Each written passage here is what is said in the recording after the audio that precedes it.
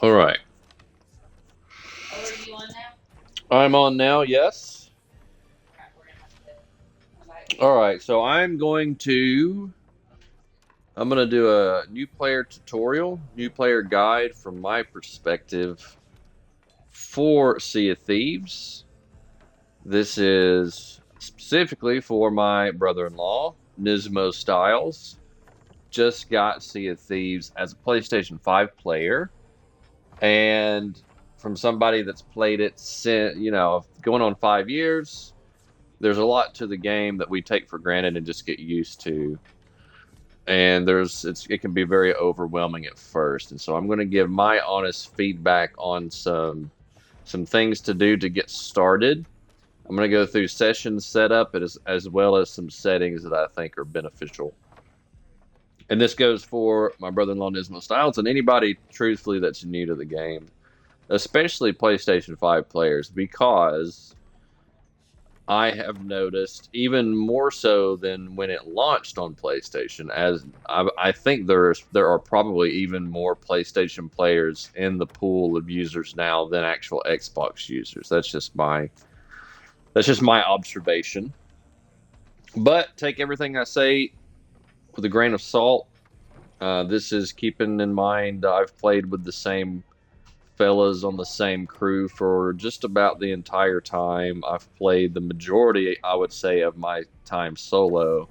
And combined, I've probably played for around 2,000 hours. So there are those out there that have played vastly more than me, and then there are those that haven't played anywhere near. So I'm comfortably in the middle, and I do consider myself an above average player with above average knowledge of the game.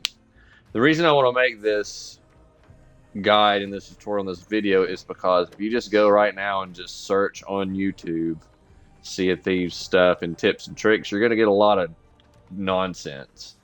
The majority of the people that make content for this game are mouse and keyboard players on high end PCs. And so the way that you would play on a high end PC with those options and on mouse and keyboard is not very representative of how you would play on a console in console only lobbies because, and I'm going to show you how to set that up. If you are playing on a console with a controller, you do have the option to play with only console players in console lobbies. And it does make a tremendous difference than if you're playing in a pool with crossplay. You can notice it. You can notice the movement of people and what people are able to do with PvP a lot in those crossplay lobbies, and it makes a big difference just from what I've tested out. I've played this entirely season pretty much primarily in crossplay in console only controller preferred lobbies, and it does like the overall vibe of even people and how people are interacting and playing the game is way different. So it's important to take all the YouTube stuff with a grain of salt because you have to understand there's so many content creators for this game, and it seems like there are new ones that come out. There are new ones that come out like all the time, even ones that I haven't heard of, even though I've kept up with the game for years now and as long as I have. And it just feels like there's just a never ending kind of there's a never ending kind of desire for like tips and tricks and stuff with this game, and all that does is it just really causes people to kind of clickbait you and regurgitate some unhelpful advice, and that's across the board how I feel about most games. Truthfully, if you start YouTube and stuff about a game, you're gonna immediately find what are the biggest meta tips, and you're gonna have all these like presuppositions in your mind that's going to prevent you from playing the game. And I can tell as a veteran player, the people that have just looked up YouTube tips and are just regurgitating that on their game in their gameplay experience, and those are people that I take advantage of the most. So just because, as a great rule to follow, this goes for everybody. Just because you see it on YouTube, you see someone else doing it, or you see someone on Twitch doing it, does not mean that you can do it. And it does not mean you should do it, and it does not mean it is representative, highly edited as it is, as the experience that you're going to have. So the opinions you're going to hear from me are from if I had to start over Something happened to my account. I had to start over from scratch and make it to Pirate Legend, which is the end game. So let's start with settings. And again, I'm going to base this around PS5. I have an Xbox Series X, but I imagine that the settings should be the same. The options that you have, the PS5 and the Xbox Series X settings are parity across the board as far as I know. So right off the bat with input, one thing that I do when you go down to your controller sensitivity, when you get down to the actual weapons of the game that you'll be using, blunderbuss, aim, flintlock, eye reach, all of the different weapons that you have, the sensitivities of these are probably going to be in the middle. It's probably going to be stuck at 5 or some variation in between, 1 to 10. It's probably going to be some random variation based on, developer testing. My advice to you is to put all of this stuff at a sensitivity of 10, just to make everything that you use equal across the board. And then adjust your controller sensitivity down, your main controller sensitivity down to your desired liking. I do not recommend having a controller sensitivity, having all these different weapons, different sensitivities, because what's going to happen is, because you have two weapons, because this is a fast moving game, you're going to have a loadout that's probably not preferable when you need it and when you get stressed out, and you're going to have two different aim sensitivities for two different objects. So say you're driving the boat and you have the wrong object, you got that thing out, and you're trying to pan over to see what's over at your side to make a turn or helm or do whatever. That's just not good. You don't want that. So you want those aim sensitivities even across the board, and then adjust your main controller sensitivity so that you can get used to it that way. That's my first big controller tip. Granted, I am not a controller expert. I've played the majority of my time on this game on mouse and keyboard, but I will tell you that that was very helpful in me and has been helpful as I try to learn and get a little bit better with controller. Aim assist, aim assist hasn't always been in the game, but it is very much in the game now. Why you wouldn't use that? Okay, so the only potential reason I could see personally for turning aim assist off would be when you're doing a skeleton fort or you're doing something with heavy PvE cover. You'll notice if you have an actual player hopping around that your reticule and your targeting will sway and will draw you to the PvE. That is another something that I use to my advantage, if I'm whether I'm on controller or mouse and keyboard or not. If I know that you're a controller player, I'm going to get you covered up in PvE because I know it's going to be harder to hit me. And that's one of the things I do when I solo skeleton forts. So just as something to keep in mind. I really don't think there's a reason to not have it on, though. You just need to be mindful of that limitation. Pollution says, new player here. How can I buy a missionary and emissary flag? We're going to get there. We're going to get there, Pollution.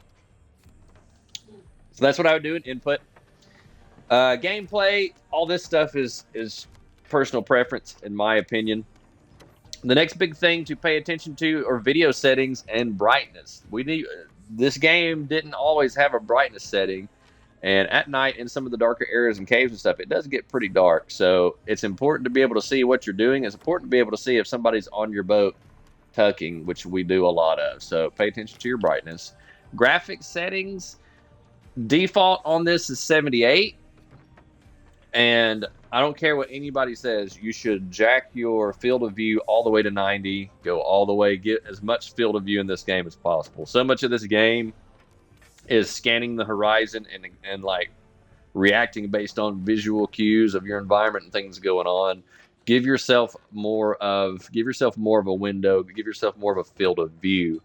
What happens is a lot of times in this game you can get tunnel vision very easily, especially when you get stressed out. If you've got a shorter field of view, again, I take advantage of people that I know have a shorter field of view, and you can walk behind people, you can walk around people, and if you're not directly in front of them, they can't see you.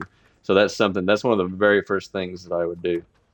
You're gonna let someone else talk. If you have a tip and trick, Pollution, I would very much share that with the class, and share that with my brother-in-law Nismo Styles. If you have yourself a tip, that makes sense.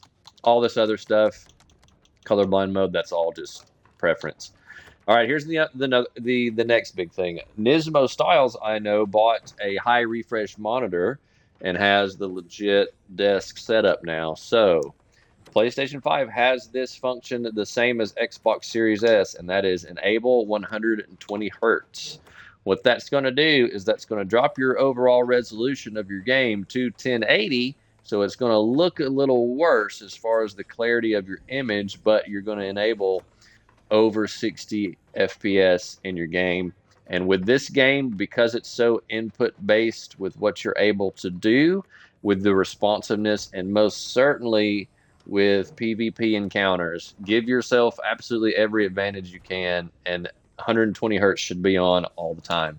You'll see me as I'm going through, I'll turn it on and off. The reason that I do that is because the off mode, 60 FPS and a higher resolution, it looks better when I'm making videos. It looks better when I'm streaming. So you'll see me mess with it from time to time.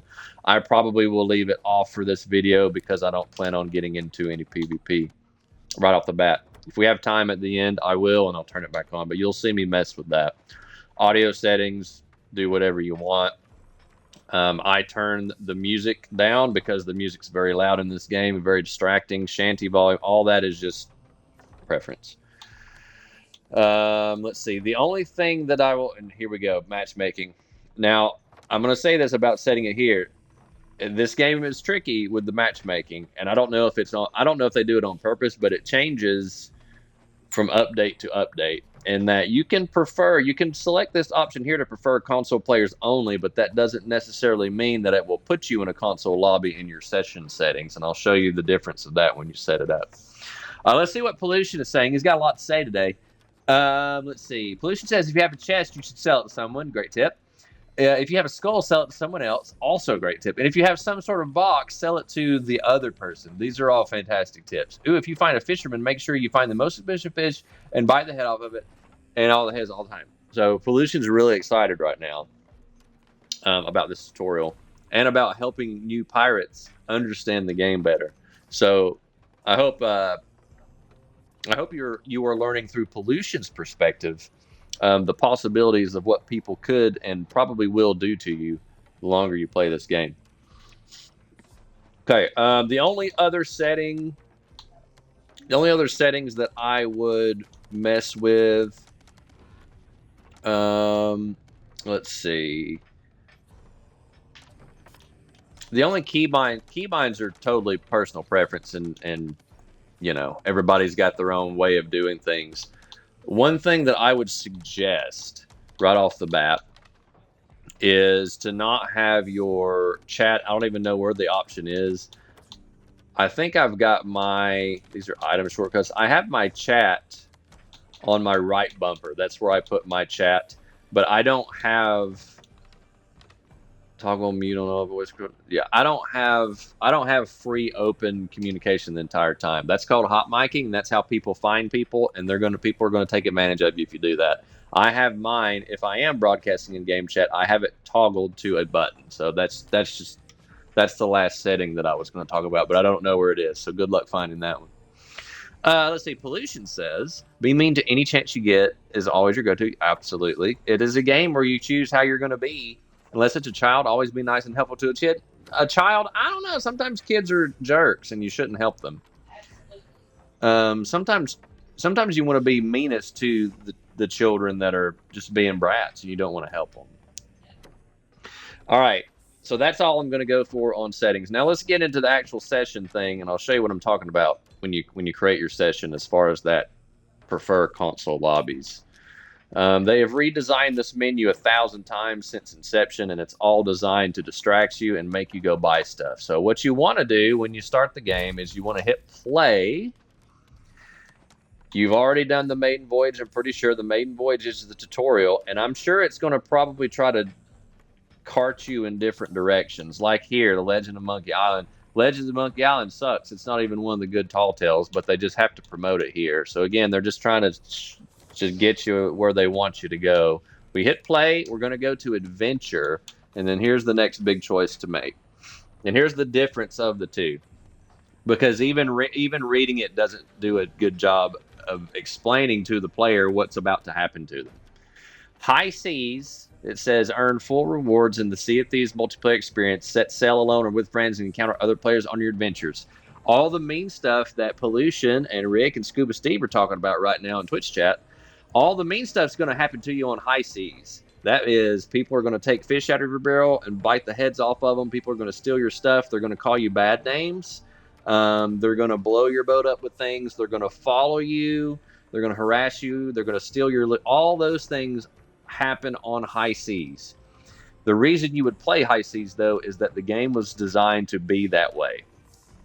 You're going to get the full gold benefit. You're going to get full reputation for your factions that you're trying to level up to get to Pirate Legend. You're going to get all that full benefit on high seas. You're not going to get the full benefit on safer seas. The shtick with safer seas, and it was an addition that hasn't been in the game forever. It's only been like, what, 1-2 years now?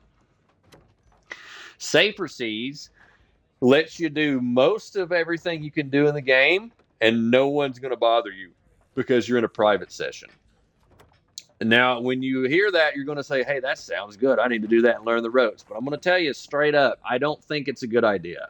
The longer that the game goes on, I just don't think it's a good idea. The longer that I play in console-only lobbies, the vibe in console lobbies is way different than PC lobbies. PC lobbies are just trying to curb stomp one another, prove a point, and call you bad names.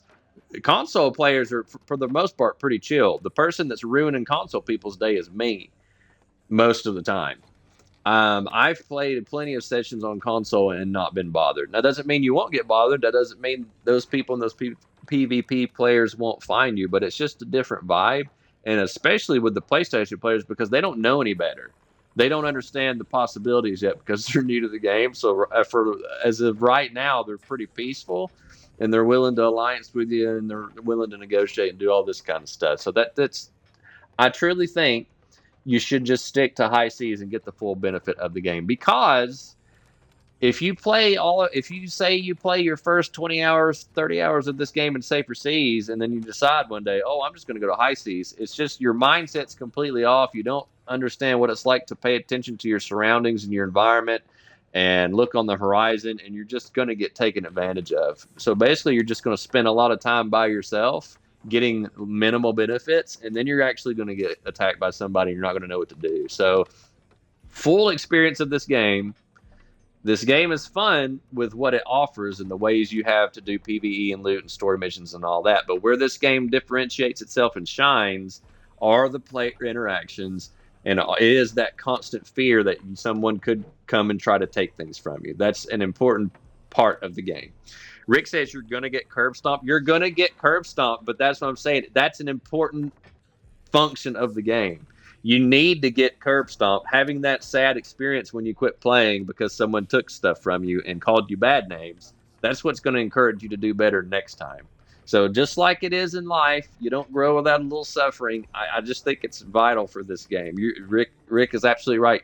We still get curb stomped to this day. I still get curb stomped to this day. You're always going to run into somebody who's better, or you're going to run into a bigger team. All that's going to happen, but it is a vital function of the game. And I mean that in that when you pull off something like a heist, or you get that steal, or you get that treasure turn in, and all against all those odds, it just makes it that much more rewarding. If you're just playing this game just to get gold and get, cosmetics, that's going to get old really, really quickly. But the differentiating thing about this game and what makes this game so much different and so appealing, and why we are still playing it 5 years later, are those player experiences. If you don't go up to somebody and just start running your mouth and talk them into doing something weird, like, you're missing out, truthfully, on this game. Hope you like green. So in Twitch chat right now, my crew, we are reliving some of the most horrific things that happened to us. And yes, hope you like green. We'll never forget that moment. And that's exactly my point. We would have never had that moment had we not played on high seas. So long spiel, but basically just pick high seas. Don't be a pansy. So you're not going to have a ship yet because you don't have the gold or the opportunity or the money to do so. So what you're going to want to do is you're going to want to go to charter a ship. Before we do that, though, let's do the session setup. And this is what I mean when I say they do it tricky, because I think they want people to cross-play. because that makes their servers healthier and helps them interact and stuff.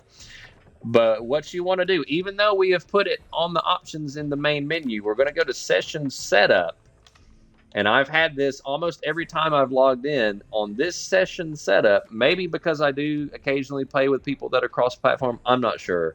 Or it may just be a bug in the game. But this right here, prefer console players with controllers, it has been toggled no for me. Even though my main menu setting, I showed you guys that, even though that setting says always on, this one defaults and has been defaulting to prefer console players with controllers no. So make sure that is checked. And you can see the little symbolism there. You see the one that's only controller, prefer console players. Yes, that's a big deal.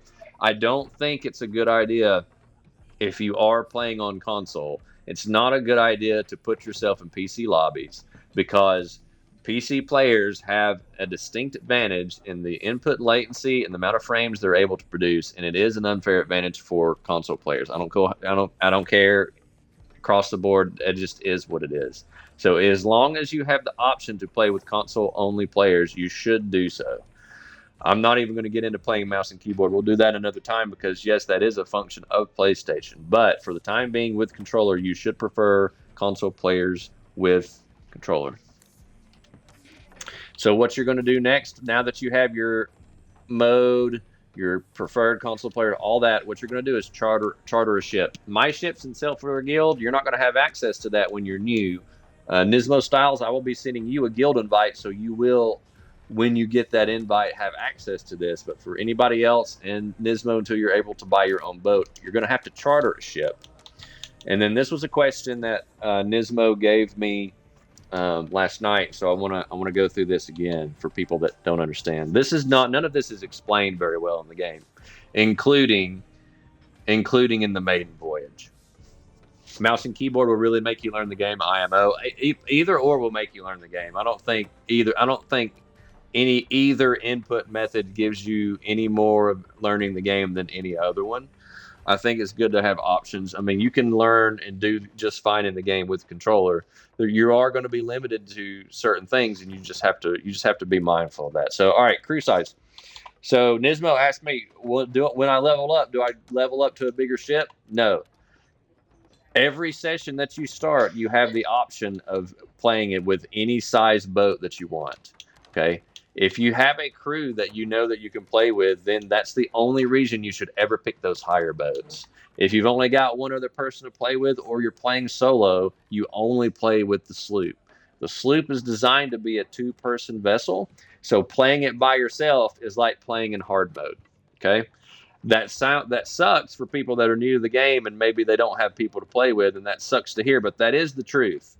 If you are playing as a solo slooper, you are playing by yourself. You are playing in hard mode. You are playing the hardest way to play the game because this game was designed around cooperation and teamwork, and the sloop was designed to be a two-man vessel.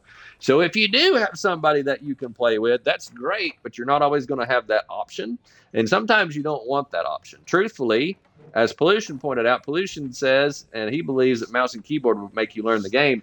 I believe that playing solo by yourself is the best way to play the game because it forces you to do absolutely every function on your boat. It forces you to pay attention, forces you to be mindful of all those things. And again, it goes back to the putting yourself through suffering and fire so that you can learn these things. Playing on a solo sloop is the best way to do it. If you've got a buddy that can help you, even better. But we're going to pick sloop. Don't ever open crew. I think everybody in chat right now could agree. Open crew is garbage can dumpster fire. All that's going to happen to you is you're going to get tweakers that want to play Hourglass, and they're just going to throw fire bombs on your boat until you boat Hourglass, right? We've already, I don't know how, I don't care how many times, how many seasons, or how long we've tried to do open crew. Open crew is for memes only. Open crew is for memes only, so don't ever do that. You want to do closed crew so that only your friends can join and you can join your friends. So we've selected that. We have adventure, sloop, closed crew, confirm, and assemble crew. We're ready to get playing. 24 minutes into the session. Now we're finally ready to get playing and to get to doing something, provided that the game will allow us to get into a server. All right? There's another whatever. There's all our things. We see here that in the settings that we have microphone is ready to use. And again, we have that prefer console players with controllers. Always keep an eye on that because I don't trust it. Open crew is going to get you called wonderful names. Yes, you're going to get on a KKK boat and you're going to get called names that you don't want to be called on open crew. 1,000%. You're going to get on the Hitler boat that's made it through the screening process on boat names, and then you're going to get into some weird stuff. Okay, just take it from someone who's 2,000 hours in. Open crews is never a good idea. Never a good idea. You're gonna pop in on somebody who's glitching an island, doing one of the exploits, and then your account's going to get flagged for just guilty by association. All right, top left again, high seas. You are in a shared game with only other console players using controller only. Okay. You are spawned at any number of outposts. I don't remember how many outposts are there. 6. I don't know how many outposts there are, but every time you join a session, you are spawned at a random outpost. I'm pretty sure they do base that on where other people are on the map. So I don't think it ever puts you directly next to someone if it can help it.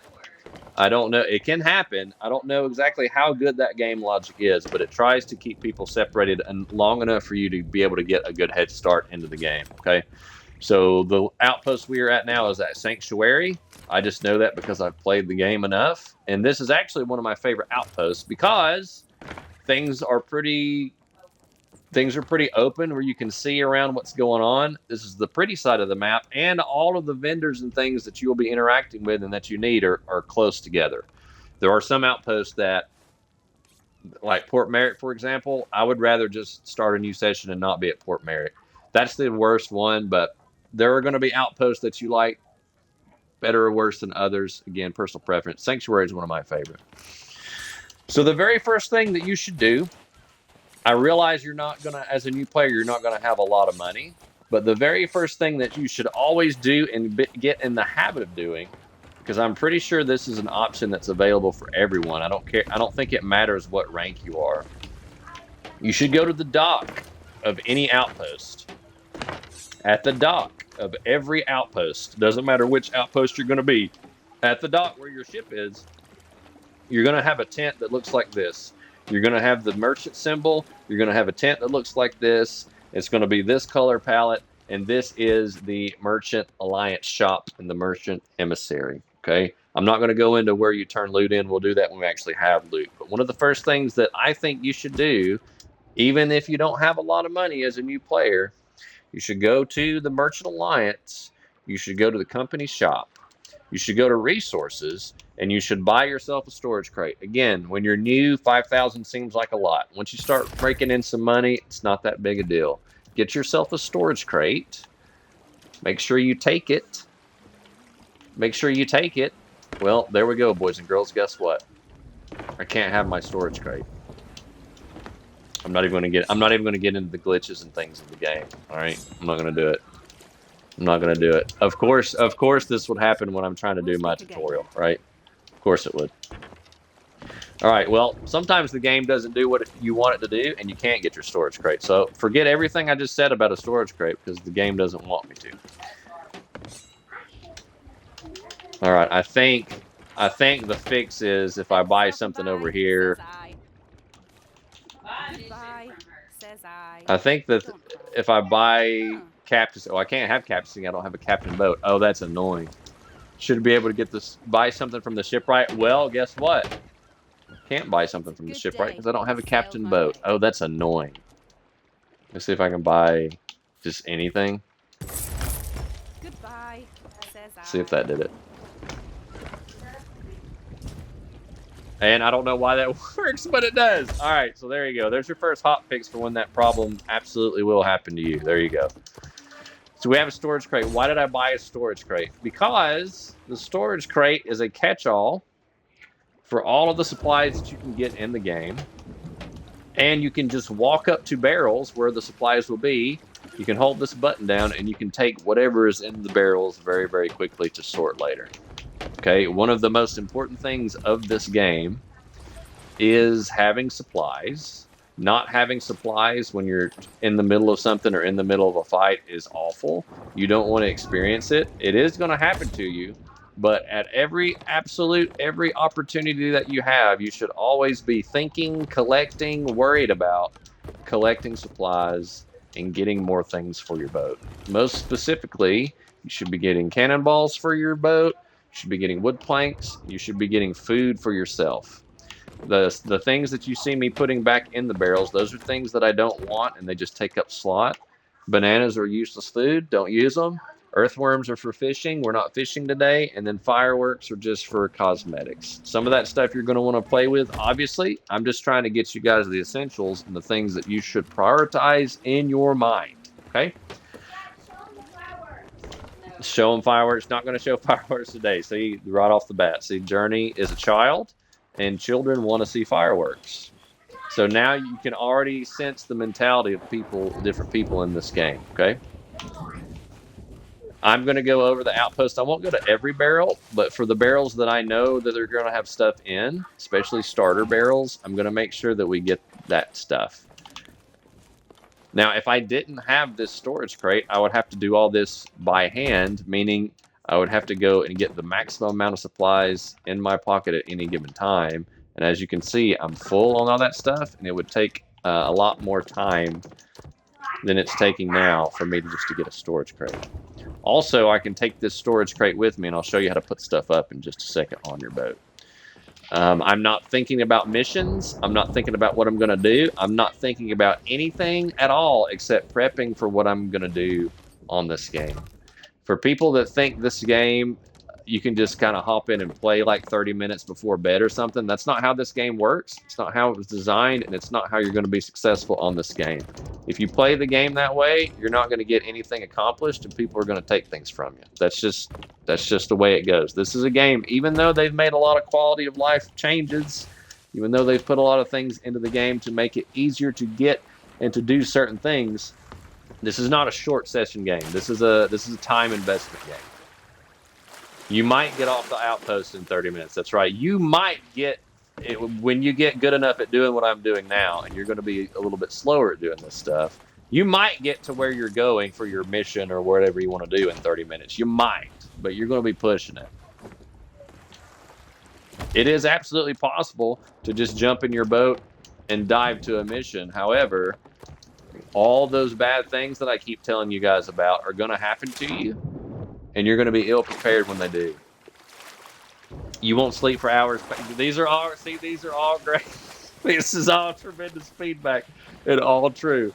Rick has dropped another nugget of wisdom on us. He says, sometimes you'll go to bed and you'll feel great. You'll be like, man, that was a great night. Sometimes you won't go to sleep for hours because your eyeballs will be trying to escape your head because they've been glued to the backside of your monitor. That's correct. That's correct, Rick. This is truly a unique once-in-a-lifetime game. All right. Another reason I put it in the storage crate is because I know where all this stuff goes on your boat, and just the same way that I took stuff out of the barrels, I can also store in the barrels, okay? I know that these barrels that I'm using are cannonball barrels. Cannonballs, throwables, fireworks, flares, traps, those sorts of accessories things go in the barrel. Those are the only things that go in that barrel, okay? So your food, all that stuff doesn't go in the barrel.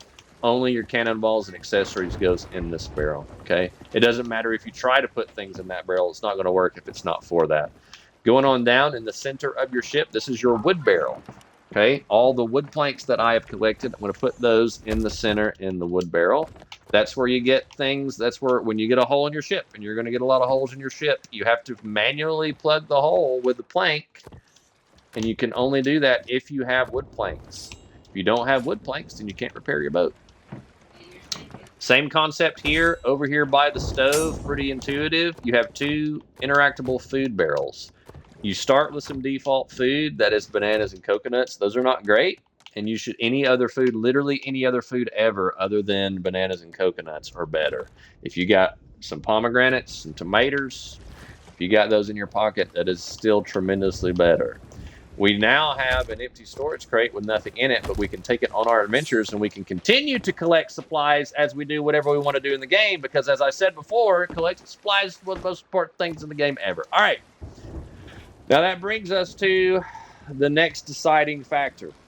You know what? Let's just go over a little ship anatomy. Ship anatomy. Maiden Voyage was supposed to help you with this. Maiden Voyage sucks, and you can't hear half the time because the Pirate Lord won't shut up. This is your anchor. You get that up to move. This is the sails. This is the sail angle. Those are two different things, all right? And both of these on the same side are the same. Anchor, sail length, sail angle. This is your wheel. I'm doing this.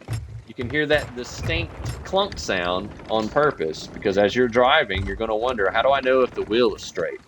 You have a wide turn, you go all the way to the right or left. When you're turning back and you hear the clunk sound, that's the indicator, and it'll also vibrate if you have vibrate on your controller. That's the indicator that your wheel is straight. All right, make sure you remember that. Crow's Nest, you don't need to be playing up there. Cannons, 2 cannons on either side, 2 harpoons on either side. Straightforward. Ammo box and weapon station. Weapon station. Loadout. Everybody in chat right now is going to have a differing opinion on what the best loadout is. They're going to argue about meta, and that's going to change from update to update. I think that you should just use and play whatever you want to use and play with, and you will get better and you will adjust at whatever you want to do. Some of the newer weapons, like the throwing knives and the grapple gun and the blowpipe and the double barrel pistol, I think those are novelties more than anything. Those are just add-ons for people that have already been playing the game for as long as they have. The cutlass, the flintlock, the blunderbuss, and the eye reach, those are truthfully, my opinion, the only weapons that you should consider starting when you start. I think it's a good idea to have a cutlass on at any given time because cutlass doesn't run out of ammunition and you can use it for movement. And I am partial, personally, to pistols. I am partial to pistols. I've always been partial to pistols. That's just me. I started this game with a pistol, and I always kind of find myself gravitating back to it in some way. Miranda just made an observation. She is a new player. No, I'm not a good player. Not a good player, and she suggests using a blunderbuss. Now, I'm going to tell you the reasons why I don't recommend a blunderbuss anymore.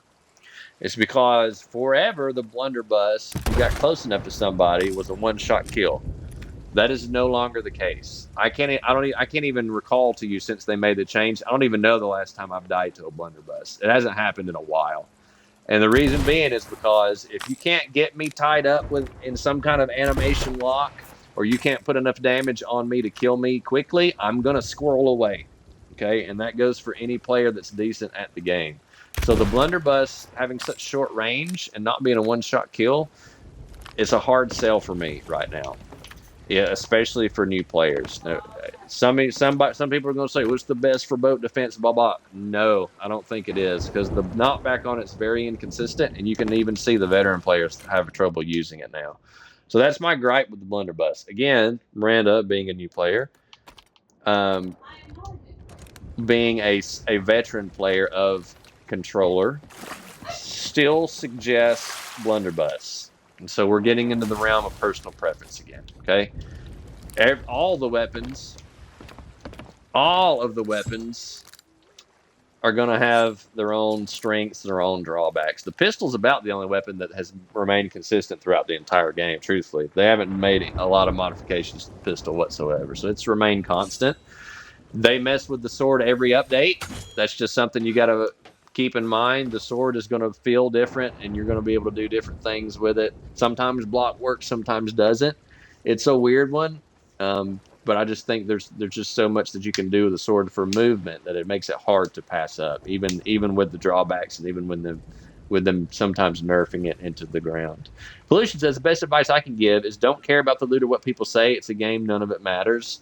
I mean, you can say that, but nobody believes that or abides by that, not even Pollution. So, all right. Now, the next big question, now that we've done all this, we are 40 minutes into this session, okay? Now that we have done all these things, now the big question is, well, now what do I do? Okay, right off the bat, Nismo Styles was over here drawing me to this quest table board with maps coming out of his ears, options and screens everywhere, not telling him what to do, just a big bunch of malarkey. And I think a lot of this stuff that they've added to try to simplify the experience, I think really what all they did, they just kind of gurgled it more.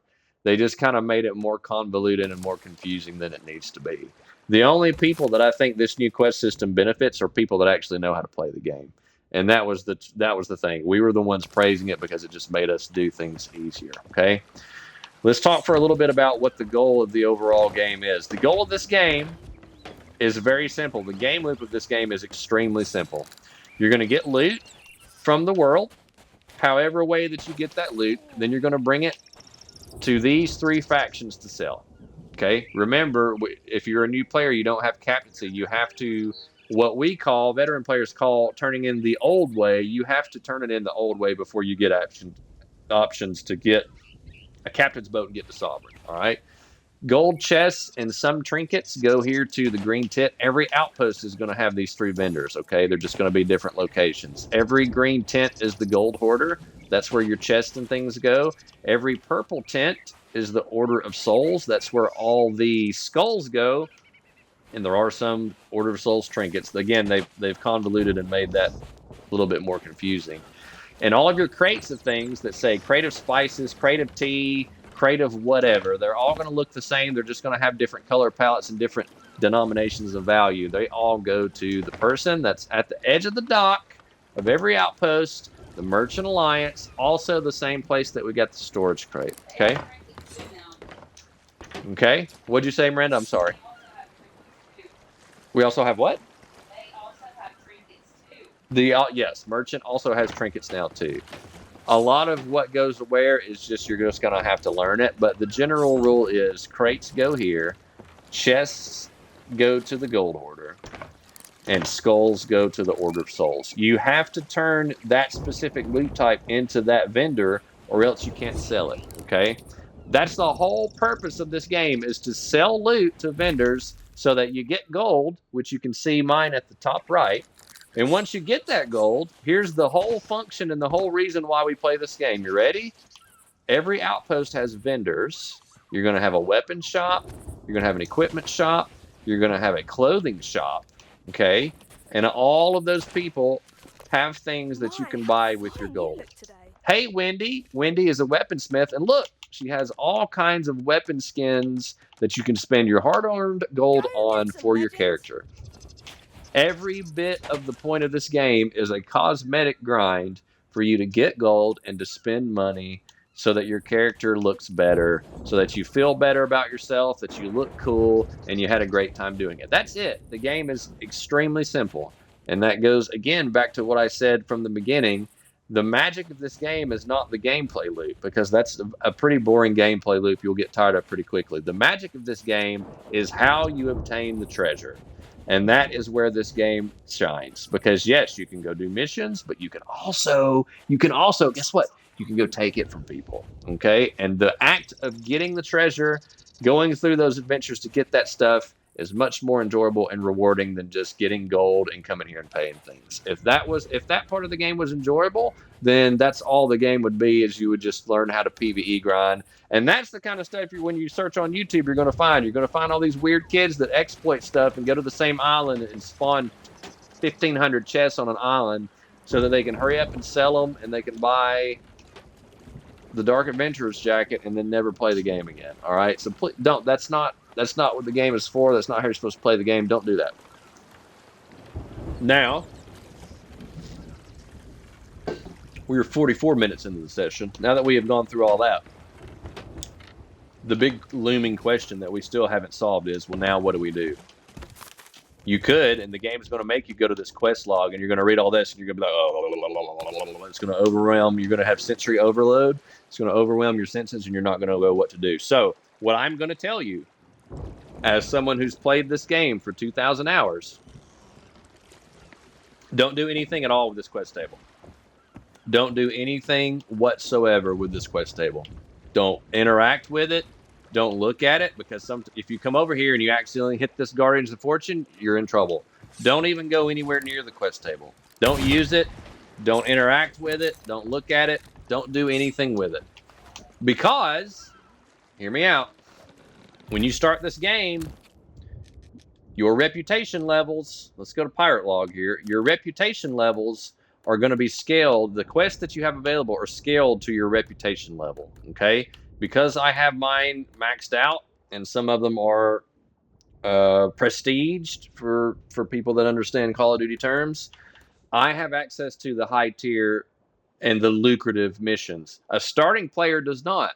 And if you look at those starting missions that the starting player has access to, they're they're garbage. They are not lucrative whatsoever, and they are not worth your time. I don't care if they have the little length symbol on there, that's the very small one.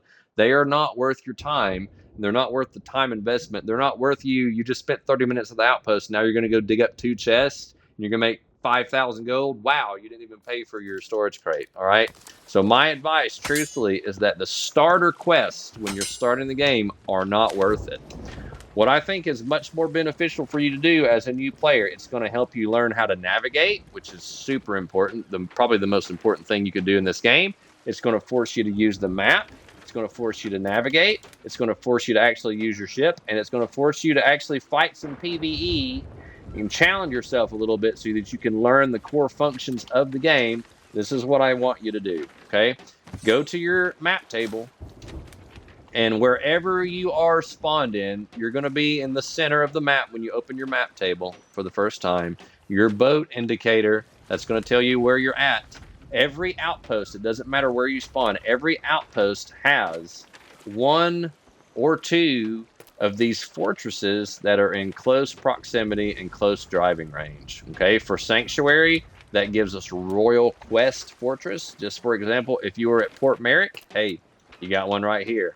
If you were at Plunder Outpost, you got one right here, and you got another one right over here. Okay, you can get access to these fortresses from wherever you spawn on the map pretty quickly. Doesn't take long to get to them. They're all different. You get commendations for them, and in my opinion, they have the most amount of varied loot and valuable loot that you can get, that you can level up your factions more quickly, and you can get access to those better high-tier lucrative missions. Okay, so for the first things that you should worry about doing is you should look for on your map these fortresses: Royal Crest,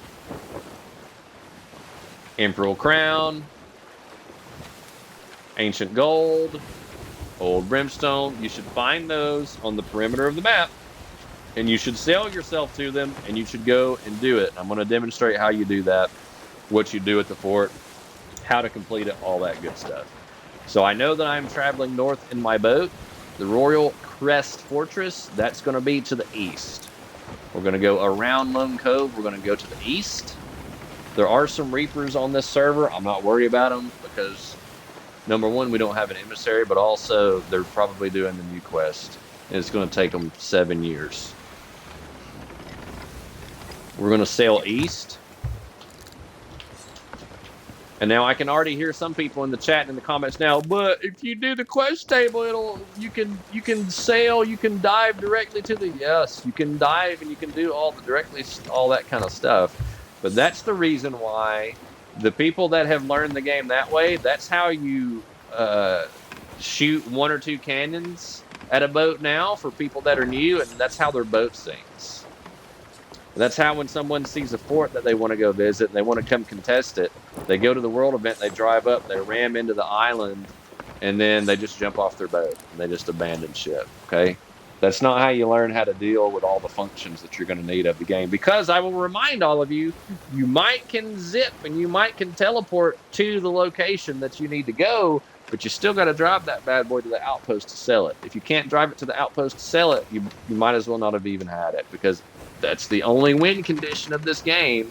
It doesn't do you any good to have loot. You have to be able to sell it. I think if you leave the quest table alone and you're not fumbling in your pockets looking for maps and doing all that, it's going to give you a better perspective of the game, because you're not going to have your head buried in a map and menus and staring at a map table. You're actually going to look over the horizon and pay attention to what you're doing. And I think that's more valuable than learning how to follow directions on the quest board, truthfully. Now, I know, because I've played the game so much, I know that all the fortresses look like that. We are heading in the eastward direction. All the fortresses look exactly like that. And so I know if I sail to that as a structure, I know that that's going to be a fortress. I know there's going to be an event there, and there's going to be loot there every single time. When you complete a fortress, they refresh and they respawn in 15 minutes. There's always going to be a fortress available when you get there, all over the map. Did I go over tuck spots? I did not go over tuck spots. This is going to have to be a multiple part thing. There's just too much to cover.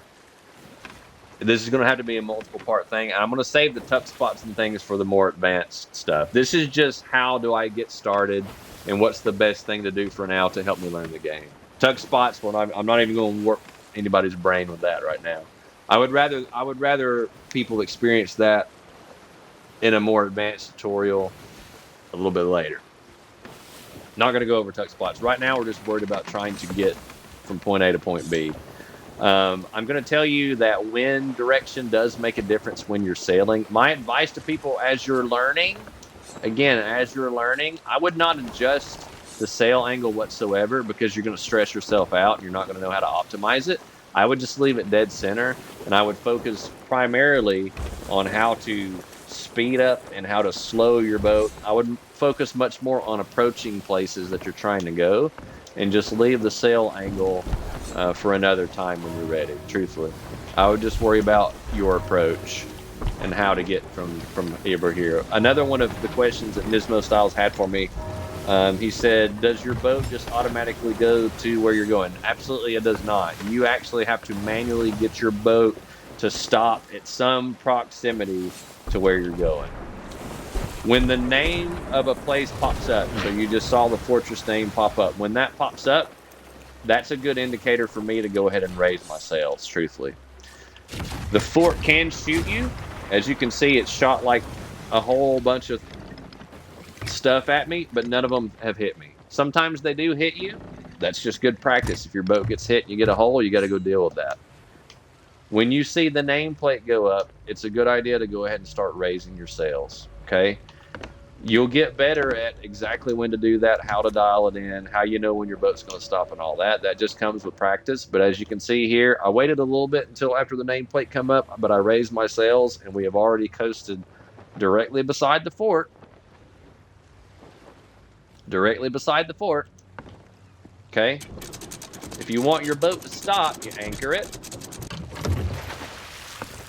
Here's sort of a veteran tip as well, and you will see this kind of a tip on YouTube as well. Your boat, if it stays anchored, that means if something bad happens, if somebody comes up and starts shooting your boat, or you need to get out of here in a hurry, it takes a much longer time for you to raise your anchor than it does for you to just drop sail and go, okay? So something that veteran people will tell you is to make sure your wheel is straight, make sure your sails are all the way up, then raise your anchor after you've lowered it and made sure that your boat has stopped moving, because that just primes your boat. It's like keeping the engine running, all right? We're going to keep the engine running while we rob the bank so that we get a fast escape, right? That's important. You're going to mess that up sometimes. Sometimes you're going to do it and your sails aren't going to be all the way up. Your boat's going to wander off. It's just going to happen. It's just part of it, okay? That's just part of learning. But if your anchor is up, as soon as you drop those sails, your boat's going to stop moving, okay? I got my handy dandy storage crate because the fortresses are one of the best places to get high tier, high quality food and supplies for your vessel, which is why I have a storage crate, and one of the reasons why I love fortresses so much, even as a veteran player. Because I know every one of these barrels is going to have good stuff for me. Okay? I have my storage crate. I do the same thing I did on the outpost, and I get stuff. Now, that's not the main reason we're here. That's not the main function of why we're here. The main reason we are here is because we want treasure and we want loot. Okay? All of these forts are active. All of these forts are glowing. When you enter the fort, you hear the gun sounds already. I'm being attacked by phantoms. Okay? This event is an always active world event where you fight waves of these phantoms. They all have access to all the weapons that you have access to. You fight waves of phantoms. There will be a phantom boss. And then at the end, you're going to get a key to open a vault. Okay, so I'm just going to go through that and demonstrate that to you now. I'm checking the barrels, as that's one of the most important things to do. I'm checking the barrels for better food than what I have. It's all good. The phantoms sometimes get stuck on different levels. You go all the way around the fort, and you will eventually run into the phantoms. There's a phantom. I've got my aim assist turned up all the way, and I can definitely feel the drag of it right now. I need to figure out how to play controller with a pistol real quick.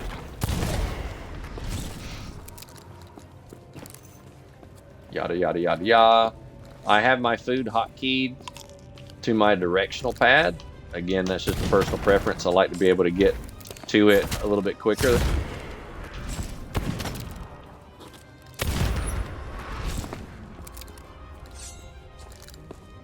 Do a Fort of Fortune for the ultimate gaming experience? No. No, do not do a Fort of Fortune. I'm not going to talk about boom barrels either. So as you can tell from my gameplay, yes, I'm doing the event, but I'm also just scouring for always, constantly and never ending, scouring for resources and supplies. That's just something that gets ingrained into your brain as you play Sea of Thieves for a while. I'm just traveling the different levels because they spawn on different levels. This is a self-contained area, so they can't get away from you. You're not going to mess up and fall off the map or something weird, because the fortresses are all contained. And another reason I like the fortresses, if you're playing on high seas like I am, you can see all the way around the fortress, and you can see if somebody's trying to come up and get you.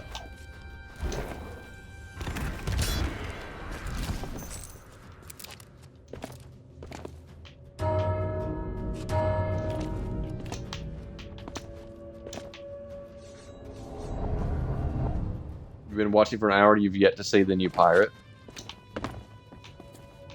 A new pirate's not going to be playing today, Felician. I'm making a guide so that the new pirate can play, get used to the game, so that the new pirate can have a better experience when they play the game. You understand?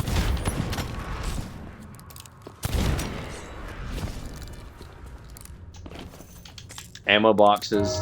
A lot of this is just because I've played the game. I know where stuff is. Ammo boxes is where you go. You can also get ammo for your guns from these ammo pouches that PvE drops. That is an addition to the game. Quality of life edition. It's pretty cool. You can tell that we have cleared a wave when you hear the horn. That's how we indicate we know that we have completed a wave. We're on to the next wave. New bug of the game, the bad guys don't come find you on the fort. Yeah, for real. Imagine. Imagine. Which is why I think that feels like it's been in the game a while anyways. I just assume somebody's going to get stuck somewhere. I just assume somebody's going to get stuck, so that's why I just constantly go up and down looking for people.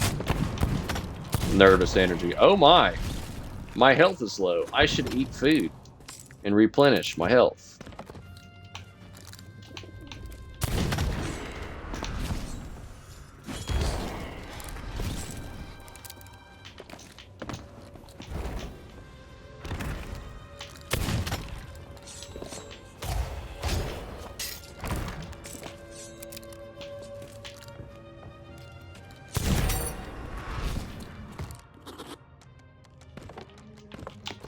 They also start. When did they start putting all that stuff into the cannonball barrels up here? All right, so we have reached boss wave. We know that because of the captain of the fortress. He's going to have more health than these guys, obviously. He's going to be a little bit harder to deal with. He does have some varied attacks, but it's nothing too complicated.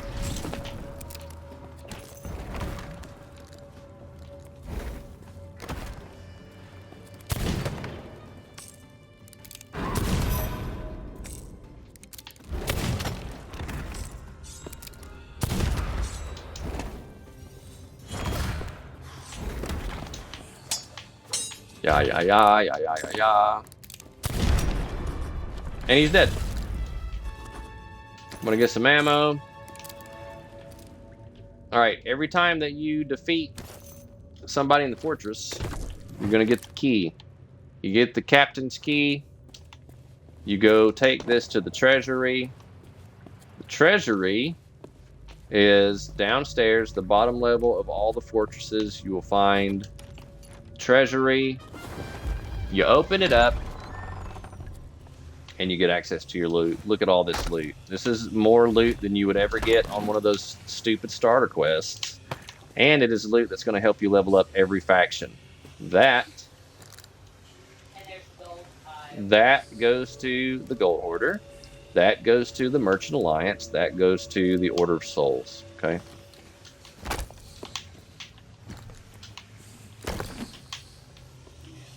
You don't want to take a seat. You want to get that. All right. So now that we have the loot, here's the loot. We found it. Now the game's not over. Now we have to figure out how to get the loot somewhere that we can access it. Get it to our boat. Now I'm going to show you the efficient way of doing it, and I'm going to show it you can just do it. All of these little gates, all these doors you can have open. If you wanted to just grab the loot and run it back to your boat, you could absolutely do that. These forts were designed, though, to do it in an efficient way, and that is every one of the exits from the vault have these little pulley systems, have this little place here that you can put the loot, and it's something that you can move using the pulley system to that little entrance right over there, and we're actually going to move our boat over there so that we can get it onto our boat easier. This is the part of the operation, with anything you're doing in the game, any source of loot, this is the most dangerous time for you. Getting the loot from point A to point B, getting the loot to your boat, this is always the most dangerous time to do it. Because people get excited, they see loot, it looks cool.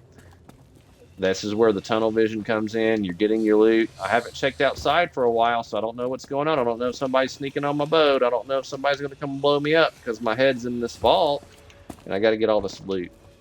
So the reason why I'm showing you how to do it the efficient way is so that you can cut that time down as much as possible. You can also interact with these gold piles. These gold piles will give you a very small amount of money. But when you don't have a lot of money, every little bit counts. Pay attention to the shelves. Pay attention to hanging up places. There will be loot. That's just the cabinets too. Yep. I got some loot over here. I got some loot, captain's chest over here. As you can tell, look at the amount of loot that we have just from this. How long did it take us to do the actual fortress? 10 minutes? It took longer for us to get the boat ready to get over here than to do the actual fort. And we have a decent amount of varied loot. I'm checking the cabinets. I got a skull. This is a high value skull.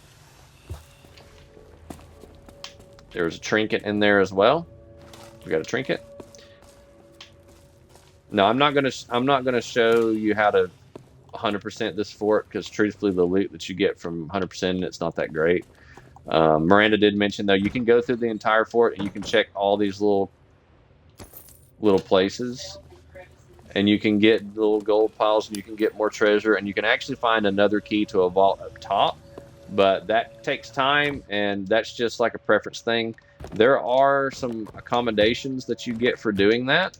And so it is something that you should look into doing. But truthfully, just to start out and just to learn the game, I think you should just worry about this main function here and getting yourself some money and getting yourself used to just how the game works. All I'm doing now is I'm using the pulley system to put the loot over there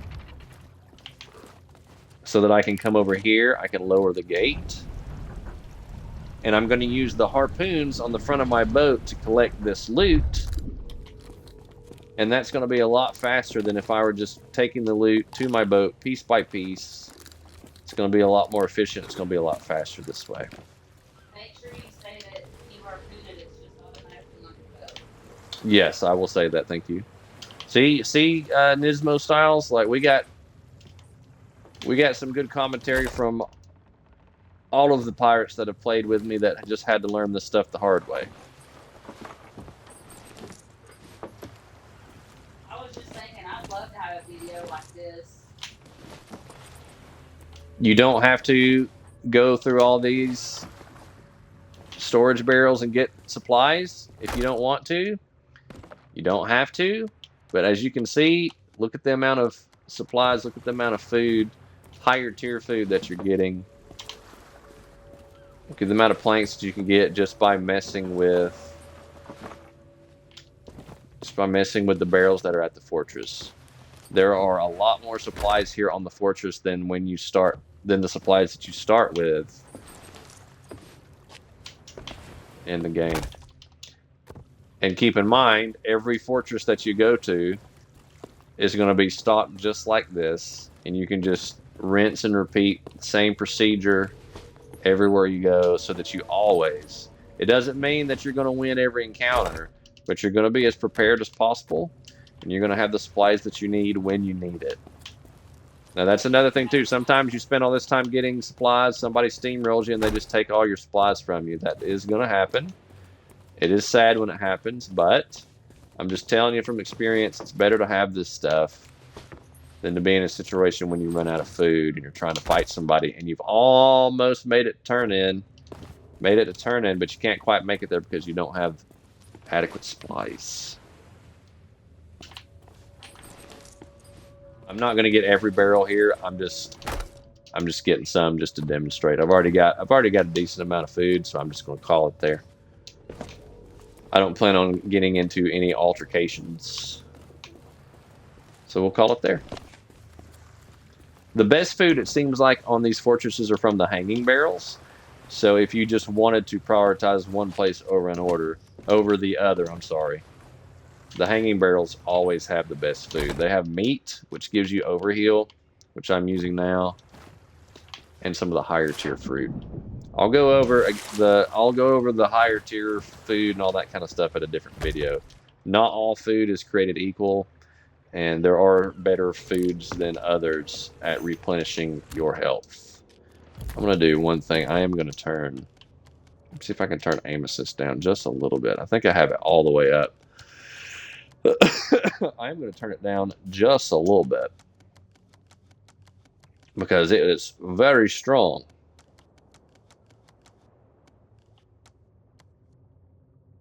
Fire, slow down aim assist. I don't want any. Oh, I didn't know this was all this kind of aim assist. ADS, slow down, strength, aim assist. Oh, wow. Oh, wow.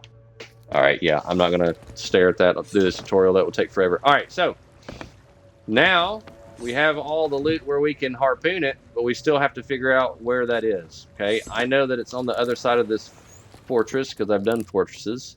All right, from the main entrance where I'm at, we got to find the area of the fort where we can actually harpoon that loot off of that platform. So I'm going to go back to my boat. My boat is already ready to sail because we already had the anchor up, remember? All we got to do is we got to drop our sails and sail. Now, I just need to go a little bit. I don't need full throttle. I don't need to go wide open to the other side of the fort. I just need to go a little bit of speed. I'm not worried about the angle of my sails. We're just keeping them squared. I just need to get to the other side. I need to get my boat to the other side so that I can harpoon my loot. Doing this right here This is one of the most, in my opinion, the important things you can learn to do on Sea of Thieves. So learn your timings, learn the direction, and learn how to helm. Helm is the number one thing that almost all players don't want to do. And if you learn how to be a decent helm in this game, you're already better than the majority of players. Even veteran players don't want to helm. Okay, I anchored because I wanted my boat to stop right here in range from my harpoon. Here's the harpoon. When I get my loot, there's the loot that I put on the platform. I'm using the harpoon. When I shoot the harpoon, just like I shoot my gun, it poops the loot behind you when you harpoon it. Okay, that is a quality of life thing they added. So I just know that every time I see my harpoon make contact with the loot, it's pooping it in a pile behind me. Okay, did we get everything? It looks like I don't see anything shiny on the platform. I pooped out all the loot right here. All right. You can organize this loot if you want to. You don't have to. It's probably good practice to go ahead and organize it by faction just so you don't have a lot of buttons to interact with around your harpoon and around the front of your boat. But you don't have to. But you could design your boat with it. You could put it all out and look at it. It's cool looking. It's loot. This is where we get our money. I'm going to separate it here just by faction a little bit. It doesn't matter for me because I don't have a captain boat yet, so it doesn't matter if I put it where or whatever, blah, blah, blah, blah. I'm just kind of separating it. I got my chests. I got my merchant. I got my order of souls. I got my trinkets, so we're good. All right. Now, that's how we acquire the loot. It is varied loot that will help us level up each of our individual factions. Now we have to get it back to somewhere to sell it. You don't win the game, win condition. You don't complete the win condition until you get your loot to an outpost to sell. Now, by me saying that, you don't have to go back to the outpost of origin. Okay, you don't have to go to any one particular outpost with loot to be able to turn it in. You can go to any outpost in the game and turn it in. I can go to Daggertooth and turn in. I can go to Sanctuary. All outposts have the same vendors. You can go to Galleon's Grave. You could go all the way out here to Morrow's Peak if you want to. Anywhere you're at, there's going to be an outpost close by that you can go to. Maybe you're sailing and there's a storm at Sanctuary. You don't want to deal with that. Maybe you're sailing and there's another player at Dagger and you don't want to deal with that. That's part of that paying attention to your surroundings, looking over the horizon, and making a decision. I'm going to go back to Sanctuary just because I like Sanctuary. That's where we started. It's going to look familiar to you. And I know that all the vendors are close by and it's going to make it easier to sell. Okay. So my boat is already pointed in a westward direction. You can see the little trail that the map left behind of my travels. All I got to do is go back there, go back around Lone Cove to the west, and head back to Sanctuary. My boat is already pointed in the right direction. I'm going to drop my sails, and we're going to go sell our loot. Oh, I didn't put my anchor up. See, I'm a veteran player, and I don't know how to play the game.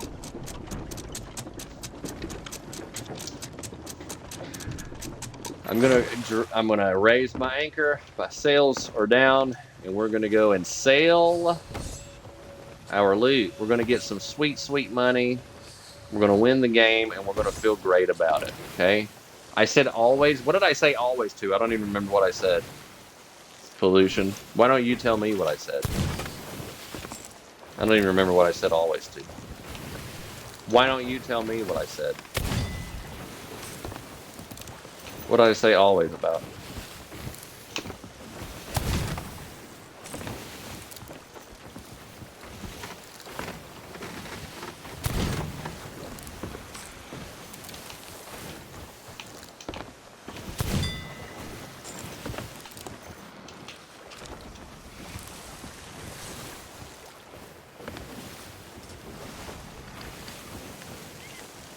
It will poop the treasure in the water occasionally. I haven't had that happen to me yet. I'm not saying it can't happen. I just haven't had that happen to me personally.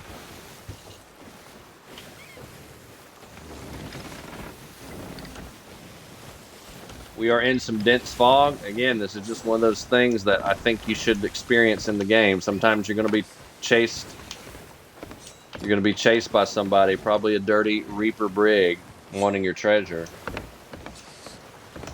And it's good practice to have experience. Well, how do I navigate in the fog? How do I make sure I don't hit an island as I'm traveling back to the outpost? Oh my goodness, I'm going north. Why am I going all the way north off course? Oh my goodness, I need to hurry and I need to turn my boat so that I don't go even farther from the outpost. Oh no. Oh no, I forgot. I left my boat in a complete left-hand turn. Whatever will I do? From this position here, I can go southwest. I can avoid Lone Cove, and we should be good to go. These are just all parts of the hardest. I truly believe the hardest part of this game is this part, the helming and the navigation.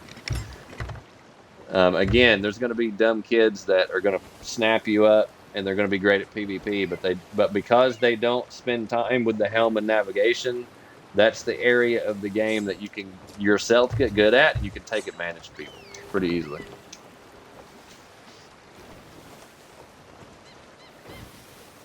Sometimes loot on the harpoon will get hung. Yes, that's true. The old ways of getting loot with the harpoon is you harpoon loot and then it would stick on the end and you had to actually grab it and take it off. So sometimes that does happen. If you do have a piece of loot on the end, though, you just go, you have to get close to it to interact with it. That's just one of those learn by playing things for sure. Made it to Lone Cove. I know because of map knowledge, just because I've played the game enough, I know that Sanctuary is right there. There might be a boat there, actually. There might be a doofus trying to sell that Reaper chest there. So I think I saw one on the map.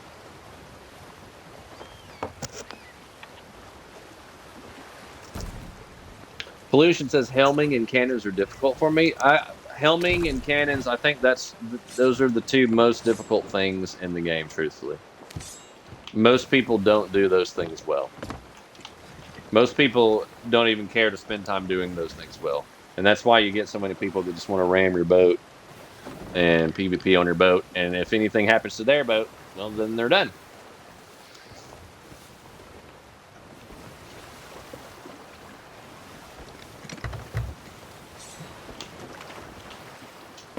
If you are an older player that doesn't have the speed and dexterity of your younger days in your prime time, if you think you're going to play this game and you're going to go toe-to-toe with the tweakers, it's not going to happen. I'm going to tell you. You can get pretty good at the game, but you're not a spring chicken anymore. The good thing about this game, though, is that there are different ways to play. There are different ways that you can get an advantage. There are not a lot of games anymore that are like that and that are balanced in that way. But this is a game to where you can use the wisdom that you have developed in your many years of living the earth more than the tweakers. And you can outplay, you can outmaneuver, and you can pull off some pretty decent stuff. Even if you're not great at PvP, you can get good at other things like helming, like being patient, like your timing. And you can be successful in this game, which is one of the reasons probably why I like it so much. All right, so we're going back to the outpost. The same dock that I started the game from, that's where I want to end up.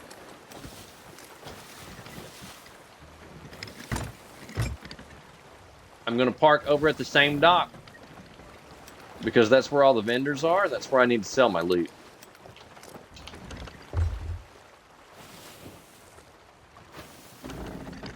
Doing this the same way that we did coming from the fortress, doing this, getting practice with parking your boat, getting practice with managing your sails, getting practice of ramming into the side of the dock, and then having to go and repair a hole in your ship. This is just all part of playing the game. This is all valuable things that you need to be able to learn to do. And these are things that you're really not going to be able to experience fully in your Sea of Thieves experience. All right, so now I have made it to the dock. I have parked at the dock. I have a chest in my hand. This is the chest of the darned. Okay? All chests, I just know this, are going to go to the gold hoarder. I'm going to go to the gold hoarder tent with the chest. This is win condition of the game. Are you ready? You don't win Sea of Thieves unless you're able to do this. Okay? Until you do that, your loot is not safe. Something can happen. You can lose it. It can despawn.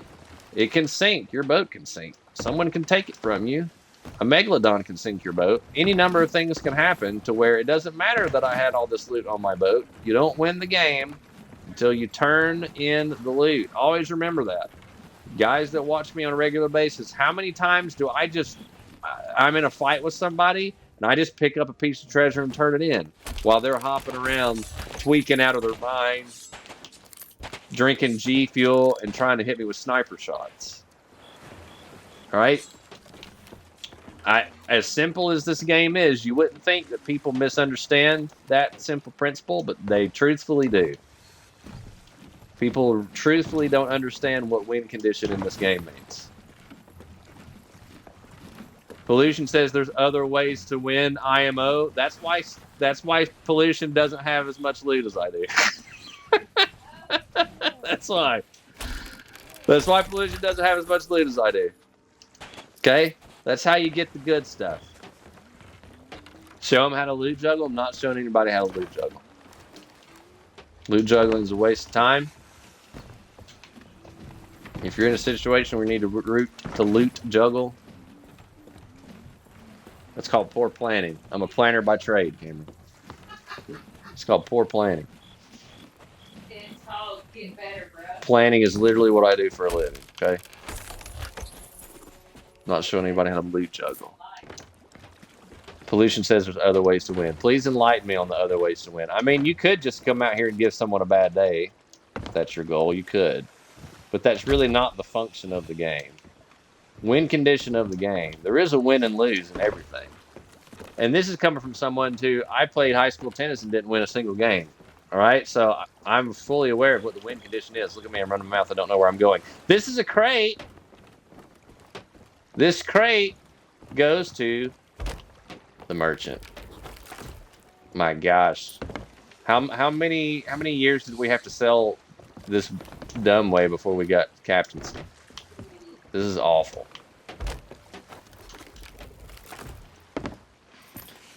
Letting the treasure sink or go overboard.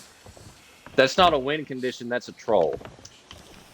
I wouldn't call that a win condition. It is a viable option. That I wouldn't call that a win condition. That's called being a troll. You don't get any benefit from. You don't get any in-game benefit from being a troll. Truthfully, that's not a function of the game. That's a decision of player interaction. And I'm not saying it isn't fun to do or isn't right to do in some cases, but that's definitely not win condition. Whoa.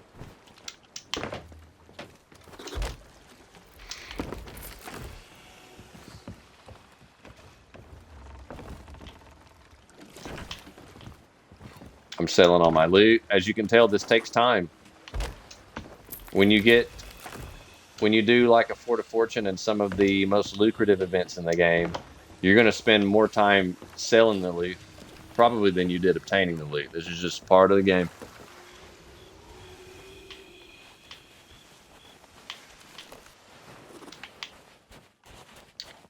I think you can sprint with one-handed stuff now, like with the skull. That's a new addition to the game.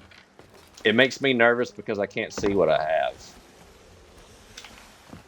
So like I'm sprinting now, but I don't trust that I picked something up. Does that make sense? It makes me nervous. That's just a bad habit from playing so long. Though. If you have no other option, no towboat or a ship. What do you say? If you have no other option, no rowboat or a ship, yeah. I'll save rowboat stuff for one of the more advanced tutorials. Again, this is just like, hey, I'm a day one pirate. I have no idea what I'm doing. The game's not helping me at all. What do I do? This is just day one. Tutorial number 1. And I won't make another more advanced tutorial until they are ready for, until they have a comfortable handle of this stuff. Because I mean, we forget about it because we played the game for so long, but this stuff takes a while. This stuff takes a while to get decent at. Some people don't ever get there. So I'm new and I don't know what to do. That's right. All right, I picked up a trinket. I just know that this particular trinket goes to the gold hoarder. Again, that's just game knowledge. I can't sit here and list to you all the trinkets that go where. In the olden days, all the trinkets only went to the gold hoarder, but that is not the case anymore. There's trinkets for every faction.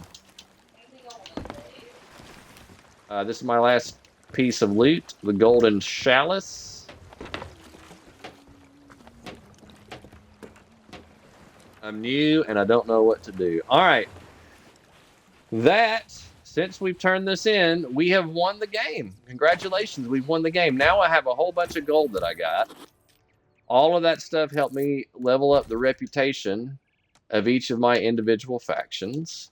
And now I can celebrate by going to one of these shops. Good day there. I can spend some of my hard-earned gold. Ooh, I really like that makeup. Let's see. Ooh, I really like that hat. Ooh, I really like that belt. Do I have a new beard? I do have a new beard. I have a bone crusher beard. You can browse the shop. You can buy whatever you want. Very good. Use your new gold. And all is well in the world. All of the more advanced stuff with emissary ledgers and emissary flags and all that, that doesn't come in. I think you have to be like level 30. I think you have to be like level 30 before any of that even applies. So I don't even think anybody has access to that up until that point. Grizzly Adams did have a beard. He did have a beard. All right. Boys and girls, that will conclude starter tutorial number 1 for my brother-in-law, Nismo Styles. I love you, man. I hope this is helpful to you as you start. I'm going to go ahead and tell you, though, you have an opportunity to learn all this stuff on your own. When you get on the boat with me, I'm going to warp your mind. Okay? I'm going to warp your mind because all I'm going to do is try to find people and try to get them to say bad stuff. All right?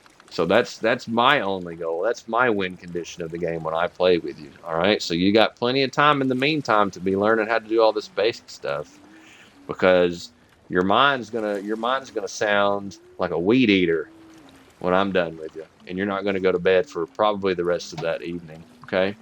Truthfully. So that's all. All right, boys and girls, I'm going to leave this server. Would you guys like for me to see if I can find someone to be weird to or to steal from? I got a little bit of time before bedtime. Let's find us another server.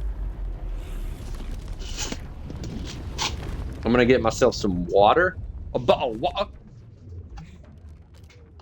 And then we'll find somebody to be weird to. I'm going to have to mess and adjust with that aim sensitivity too, I'm afraid. I'm going to sail for a guild. And we're going to sail on Vingelot.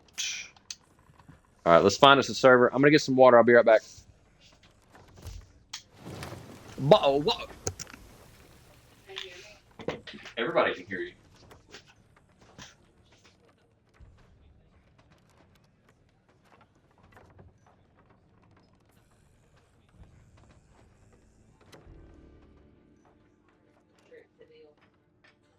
That's who everybody wanted.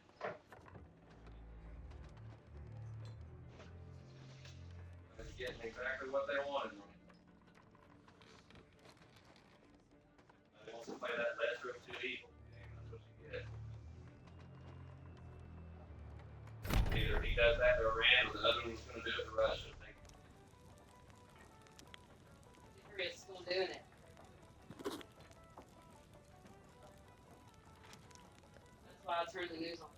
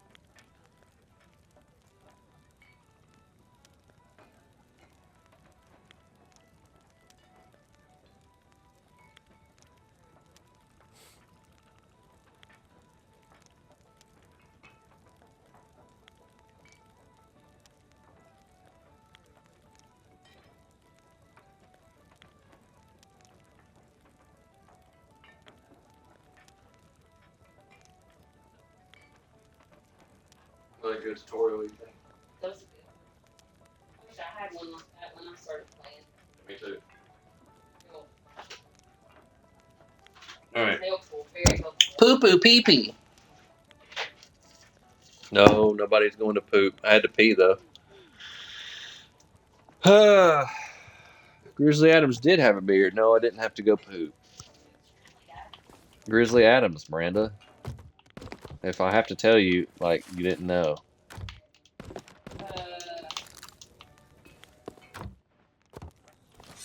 Let's go get into some nonsense. Don't make me look up more weird stuff.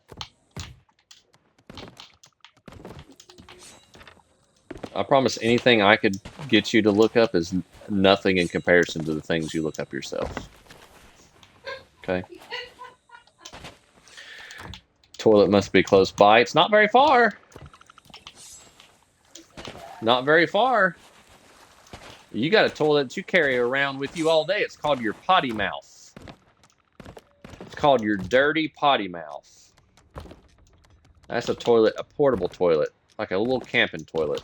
Goes with you everywhere you go. A little potty mouth.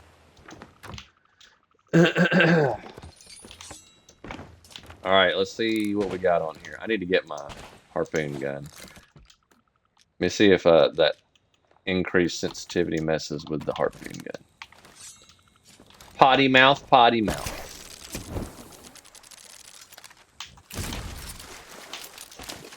No, it just messes with the ADS, which is better, I think. Potty mouth, potty mouth, potty mouth.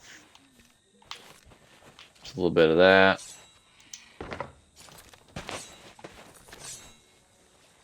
Sounds like living in a jail cell.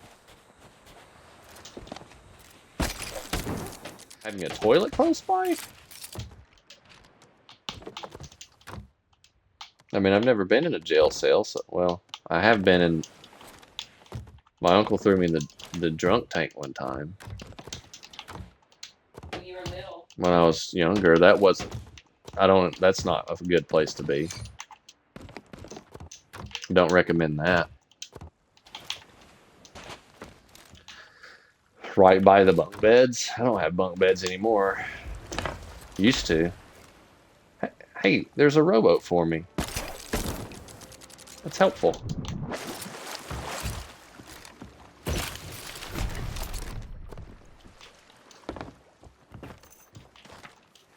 We have any weepers on the server?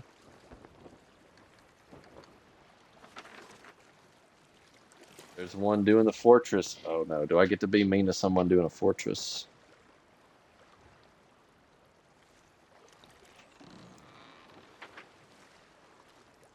That's too far away. I'll never make it over there to him.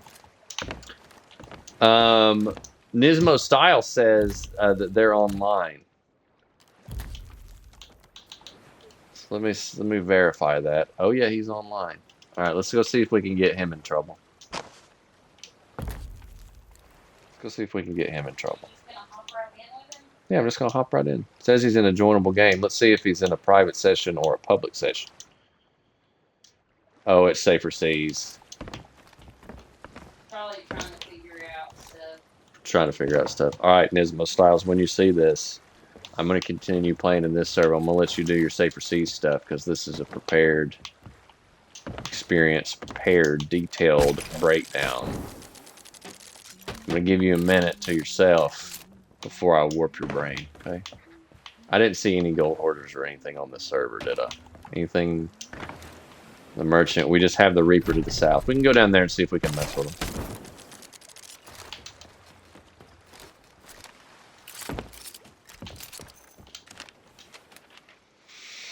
It's a little bit of a drive, but I mean, it'll probably take them a minute to do it. And we have a rowboat, and that would actually, it would be fun to get a rowboat steal from them. Let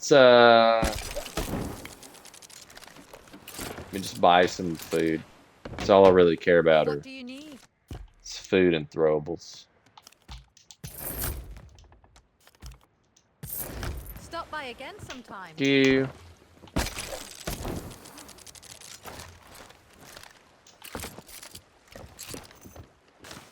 We just need to go directly south. See if we can make it.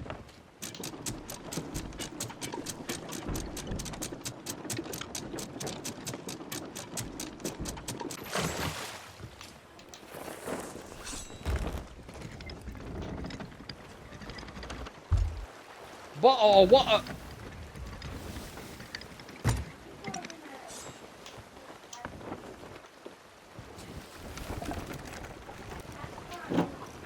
So how's everybody's Monday?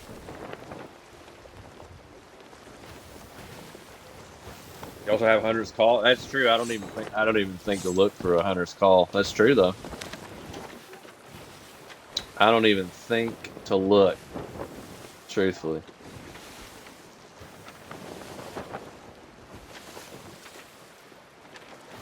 Basically, we can just follow the ribbons in the sky. So if all things go well, so do we want to try to get down to them, or do we want to do a Reaper's Tug? I feel like we should try to get down to them.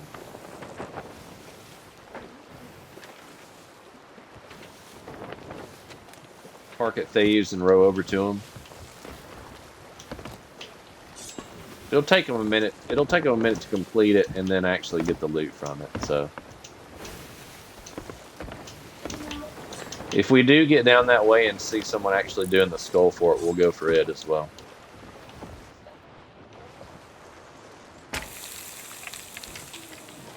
Been a hot one. That it has. Thankfully, it wasn't as humid today, but it was hot. I think we're going to hit 90s this weekend.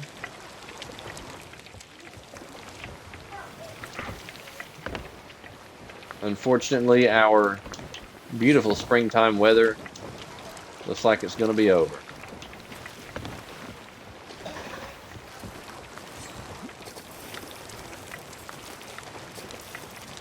Oh no! Did I burn it?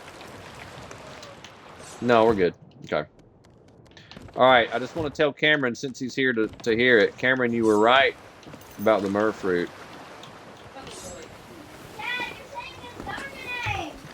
You were right. It doesn't, once it's cooked, it's enchanted, it doesn't take up a food slot, and it doesn't cycle in my normal inventory. Pollution, I'm sorry for saying your government name, but that's how sincere I was in telling you that you were right. It's very hard for me to say that out loud. You understand? Hey, there's something. There's a somebody. It's very difficult for me to say that out loud. It hurts to say it. Cooking the myrrh fruit takes 20 seconds. It rained for 2 months straight. Yeah, it's gonna rain for the next some more months probably.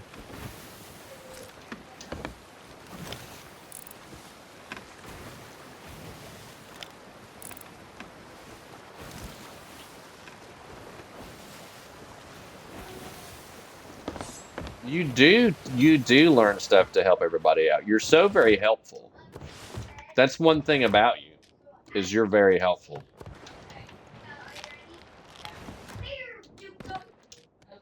That is definitely one thing about you, is that you're very helpful at all times.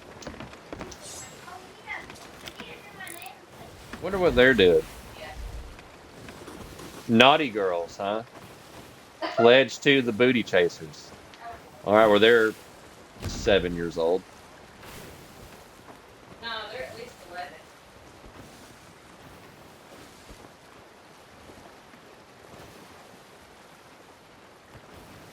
Pledged to the booty chasers.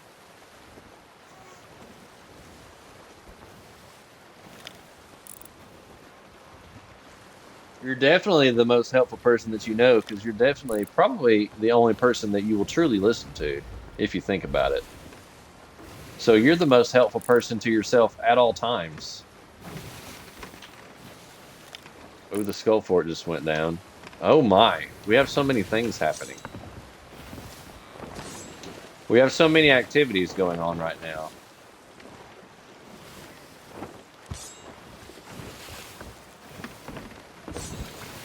And we have naughty girls right over there. They were about to sink you? Maybe. Captained by the land only Reba? What does that mean? What does that mean? What are they trying to say?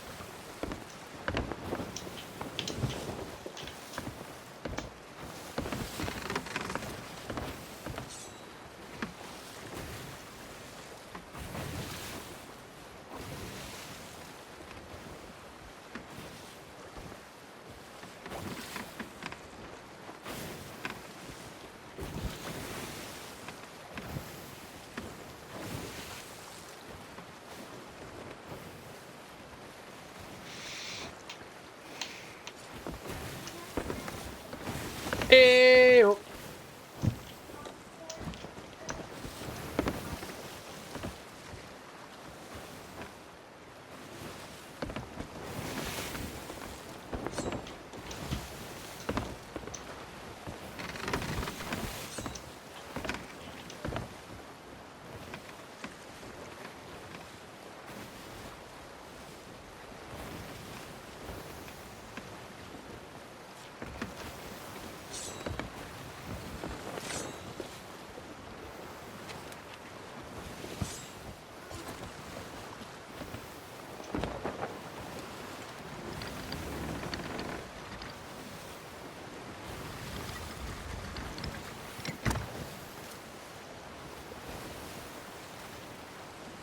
Let me see if Nismo is able to join my boat.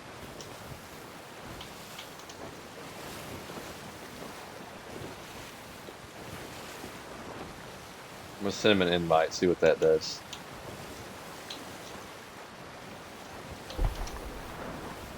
Invite sent.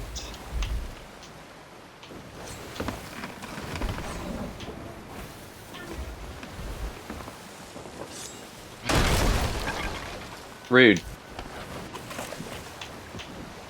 Rude.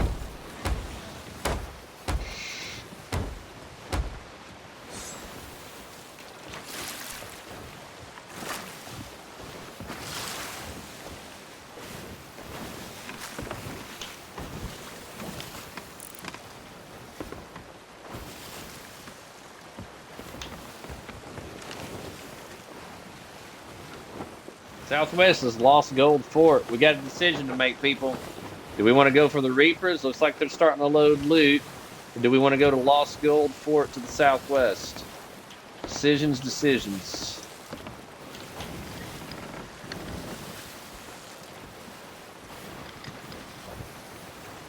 Is that where the boat was at the fort, or were they somewhere different?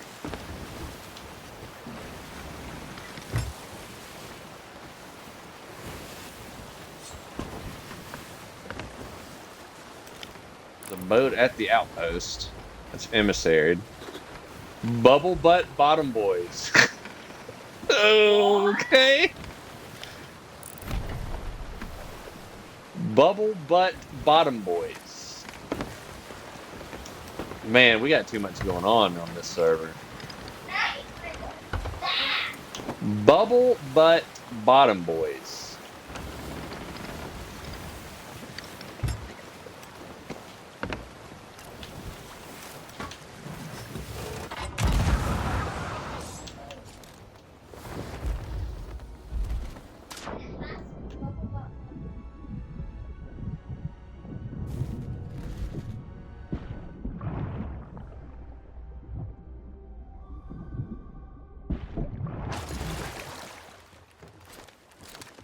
Hello there. Can you hear me? There's no need for that. You got to hit those, son. Can you hear me? Which one of you is the leader of the Bubble Butt Bottom Boys? Is it you, sir? With the pistol.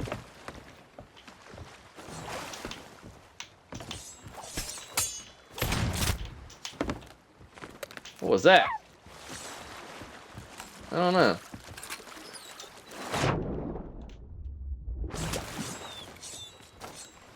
These guys are pirate legends. Oh dear. I'm gonna eat up all my good food. Messing with the bubble butt bottom boys.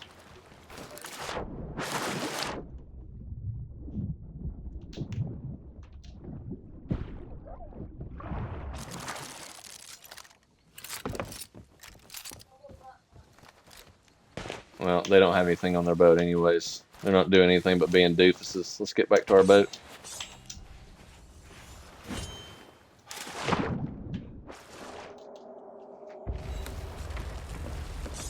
Oh no. Oh no. This is not ideal. They're still over there. Actually, it is ideal.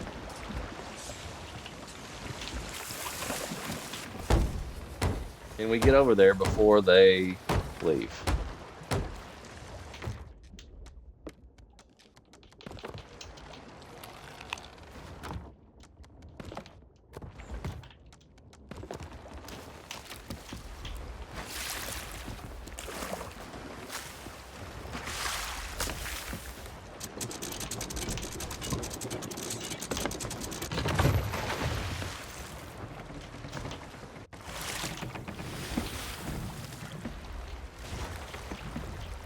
Can we get over there before they leave?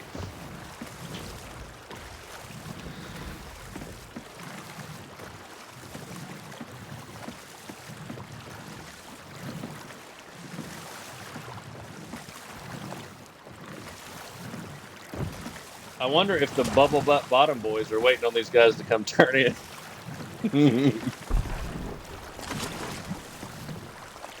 Somebody shot out to me.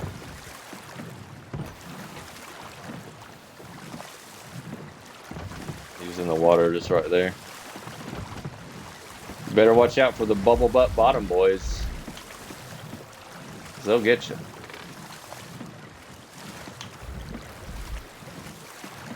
Maybe he didn't see me in the rowboat. Maybe he's just going to my boat.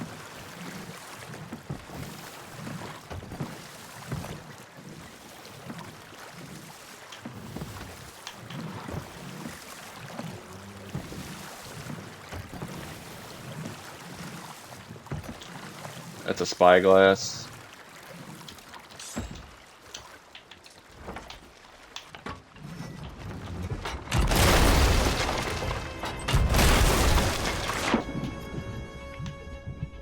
They sunk somebody here, or they sunk themselves.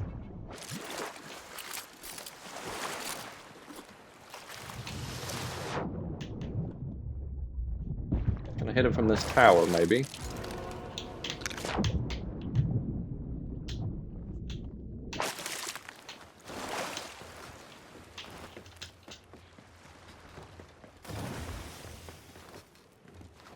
Hey, look. That almost was bad.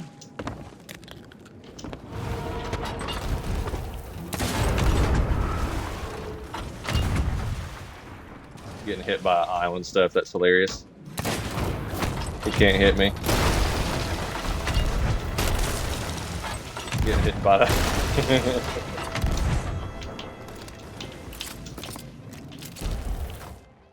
Let's see if we can get that. Oh no! Oh no! Oh no! No! No! No! No! No! No! No! No! No! No! Oh no! No!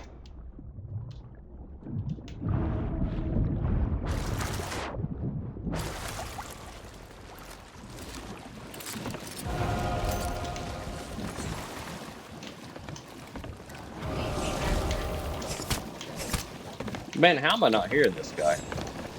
He's very elusive. He or she. I don't mean to assume. He got his wood plank out just then.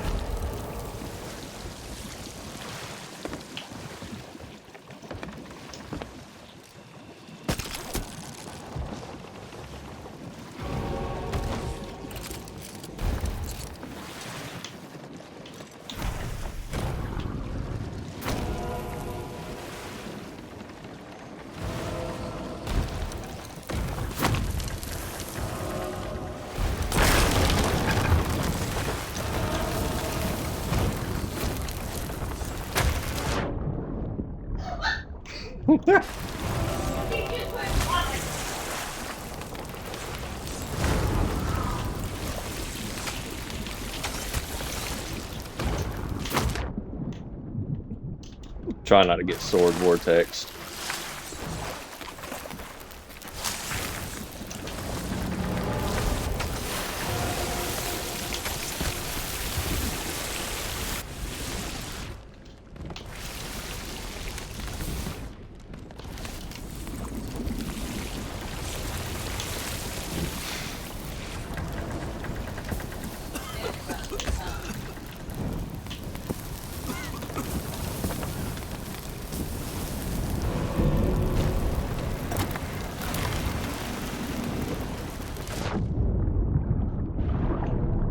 Bro, these guys are giga annoying, right?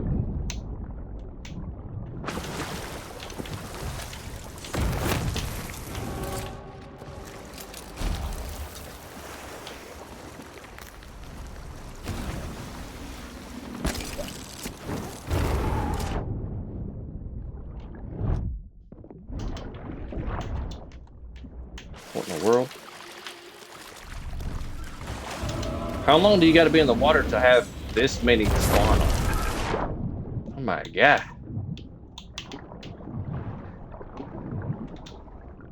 Well, this is definitely a con of having the stinking grapple gun.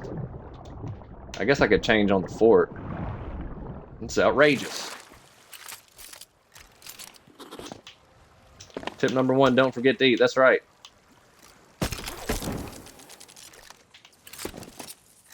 Absolutely correct.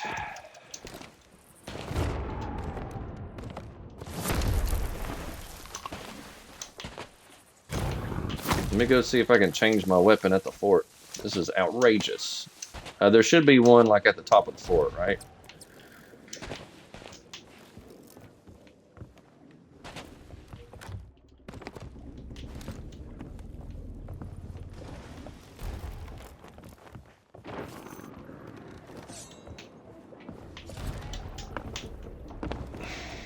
Maybe.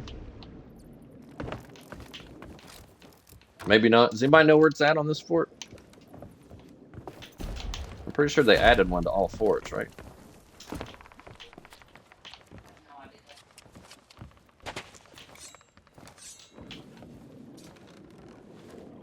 Hello?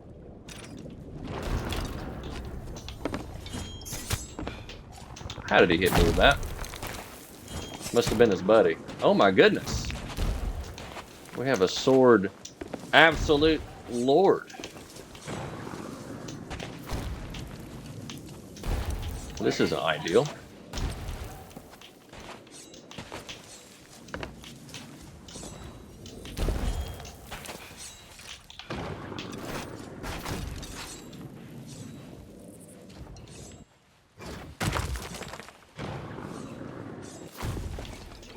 Hey, do you have a mic? I caught myself in my own trap because I'm a dingus. Hey, do you have a mic? Is that why all the stuff was here?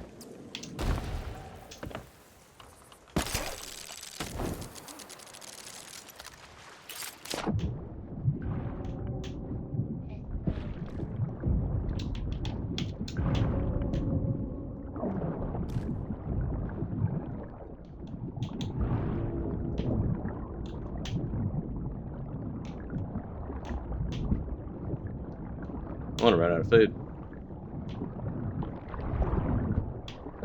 Oh, he's gonna get me here. He's gonna get me here. 100%. 100%. Oh no! Oh man, I didn't have a. I wanted to shoot that mega keg, but I didn't have a projectile weapon. I wanted to shoot the mega keg, but I didn't have a projectile weapon, and I thought I was a little bit too close to throw a throwable. It's all right. Our boat's still close by, unless he blew it up. He might have blown it up. Oh, he did. He blew it up. Oh my goodness! I just got bamboozled. I just got bamboozled. Well, there you go. Lesson learned. What did I say at the beginning of the tutorial? Don't mess with the grapple gun, because you're going to put yourself at a disadvantage. And indeed, that is what happened.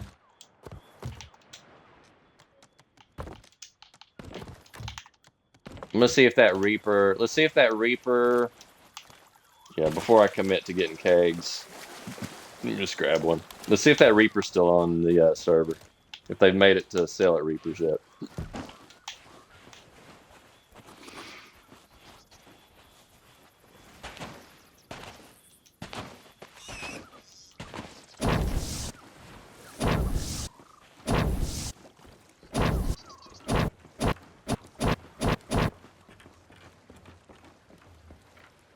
We know that they finished one of the forts because they're all right. They're at Booty Isle doing stuff. All right, so we can do a Reaper play if we want to. And I think now would be a good right time to do so. We're pretty close to Reapers southeast. We can park at Wanderers. Let's see if we can get. We need a Rowie, and I need one more keg. There's our one more keg. Do we have a Rowie? Don't have one here. We'll have to see if we can get one along the way.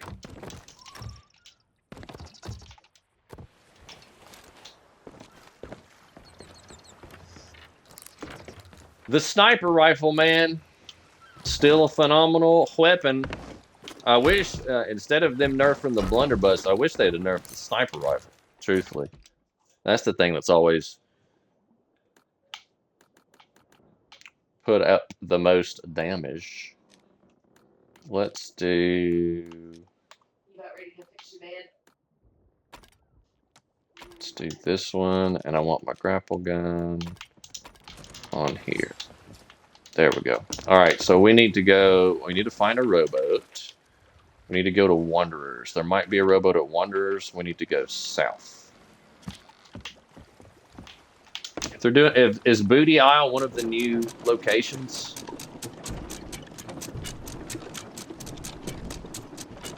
Is Booty Isle one of the mission locations for the new Reaper quest? Let me check these barrels before we go, just in case I get a pineapple or two. 100%? Okay. Then this is a good opportunity for us to...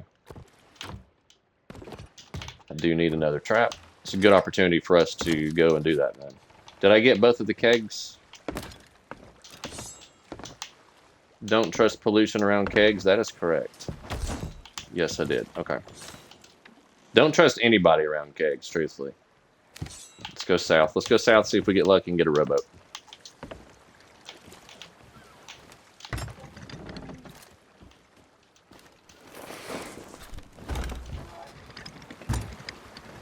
Don't trust anybody around kegs. Did you just switch what slot the sword grapple was in? I did. I sure did.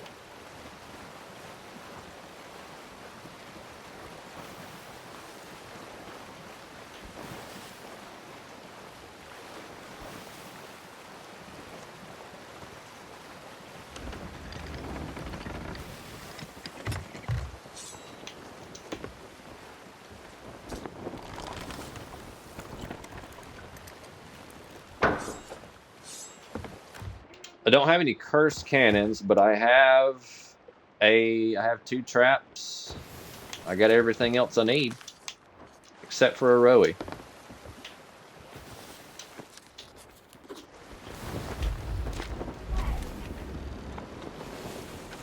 They are on their way now, so we need... Oof. We might just need to do a drive-by, truthfully. I'm searching for a specific skull. That's why I've asked multiple crews to embark on this voyage. They're already on their way, so we kind of just need to do a drive-by. I don't really have time to get a Rowie. You might have to fight them off to claim the reward for yourself. Going to plunder. Bring the skull of Siren Song to the we might have time. I will make might have time. So what are you waiting for? If they stop at plunder to sell, we might have time. Oh, and good luck. And we may not get lucky and get a Rowie.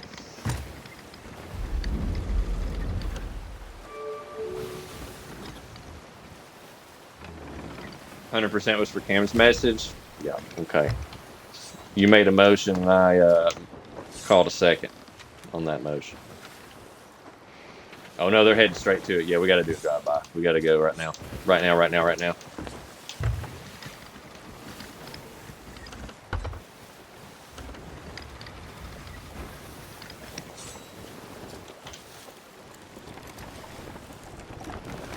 We got to go right now, right now, right now, right now.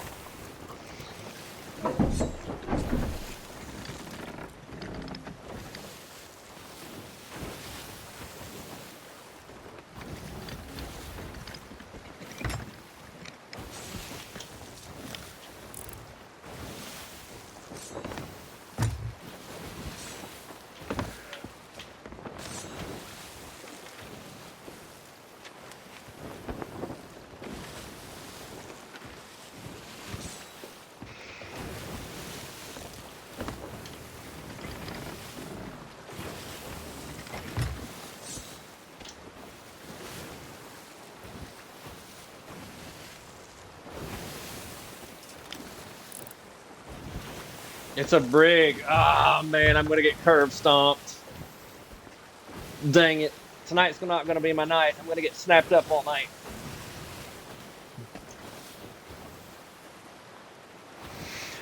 I'm not going to have time to set up my my 2 traps. I'm only going to have time for 1. Yikes.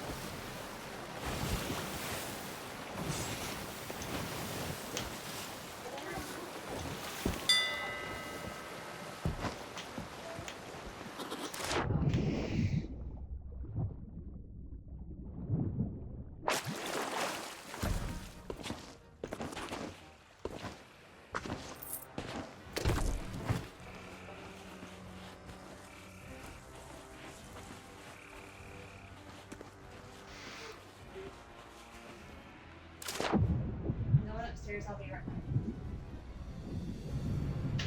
You'll be cutting it close.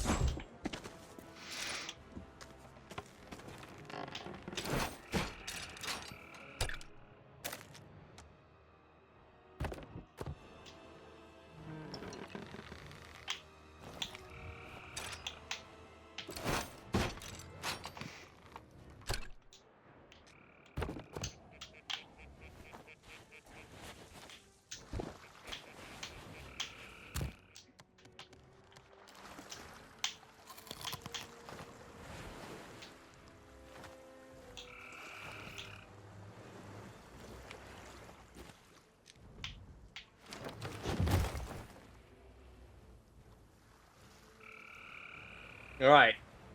Pollution be proud of me. I actually used the myrrh fruit. My little counter went away, so I don't know if it. I don't know what that means, but I'm using the myrrh fruit.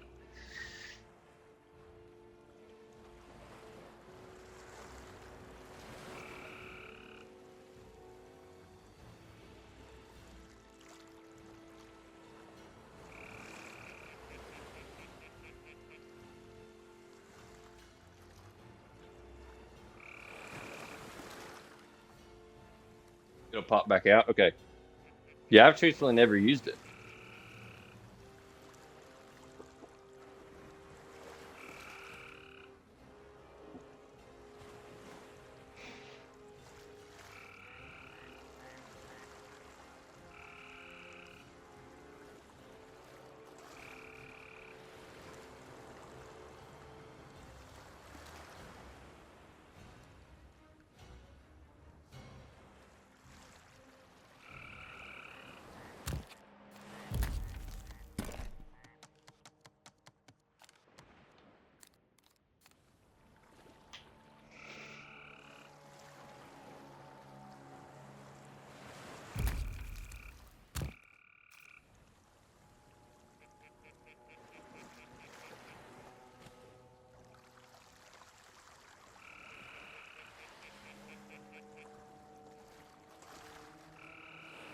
There it is. It popped back up.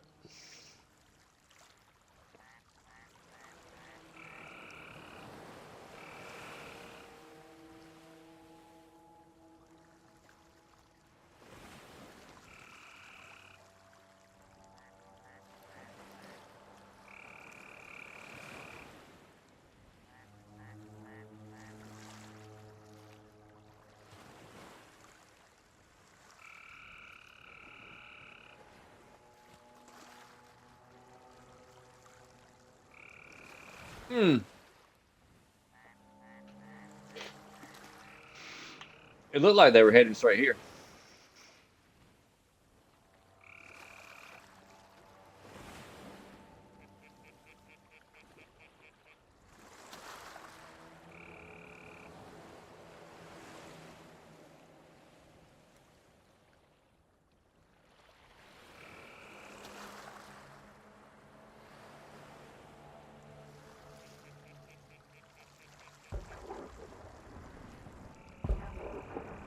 I hear cannons. Are they doing the event? It looks that way.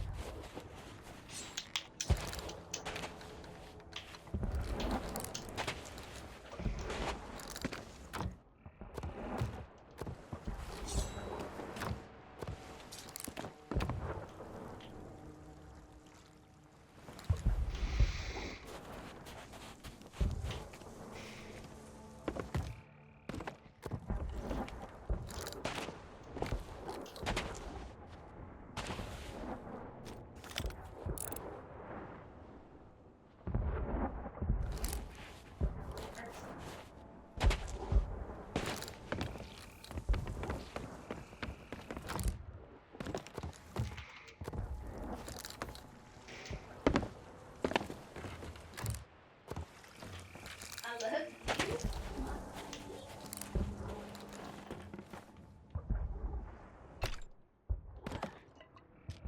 That's a deep stretching. That's a deep stretching.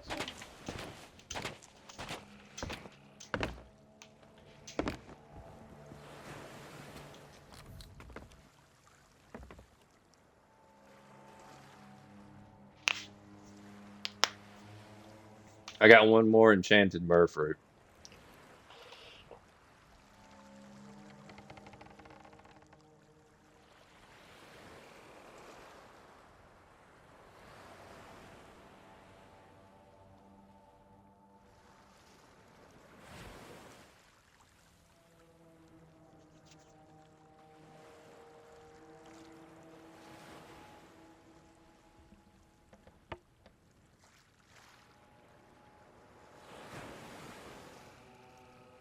Now, truthfully, I wish I had kept my grapple gun.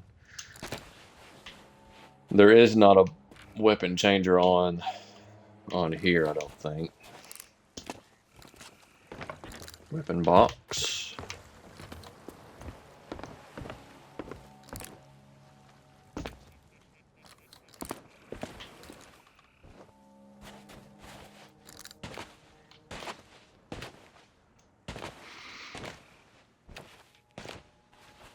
Yes, there is. Where is it?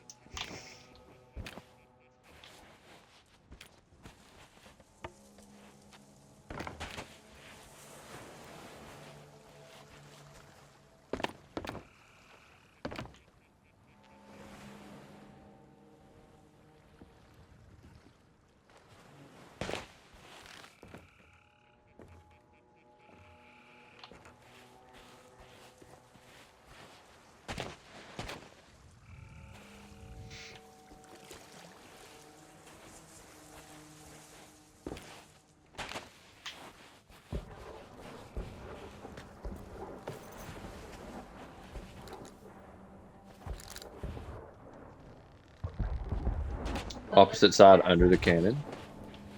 Come. Come.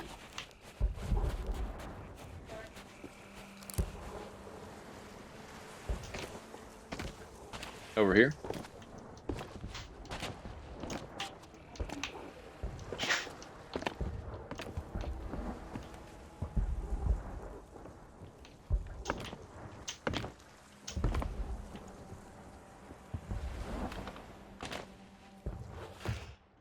feel like there should be one on here, but yeah, I don't remember there being one, truthfully.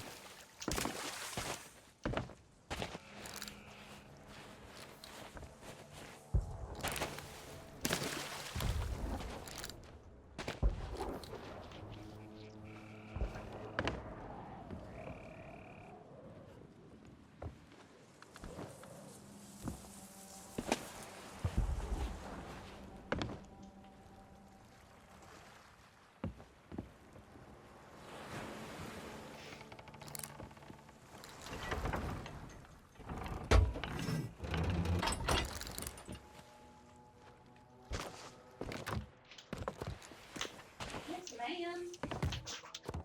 Jay, Hmm. Lola just ran into the door, into the house. What do you mean? She ran. Like ran Ran. because she's feeling better? Yeah. Okay. I mean, I'll take it. Scooting her little butt? No, she was doing so good. Oh, okay. Let's see how she's feeling tomorrow.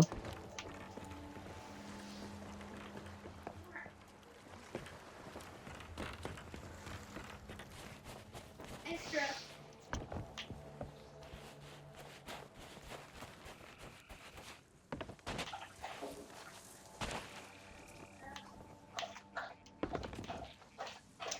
Johnny, Johnny. Yes, Papa. Eating sugar? No, Papa. Telling lies? Open your mouth. Cameron's telling lies in chat again. I feel like if Cameron, I feel like if your mom and dad had sang of that song more to you when you were a child, you wouldn't tell so many lies. Oh, I see her scooting on the camera, Miranda. Yeah, she's moving good, huh? She was running. Yeah. Yeah.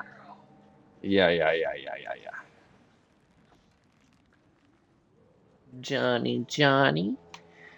Yes, Papa.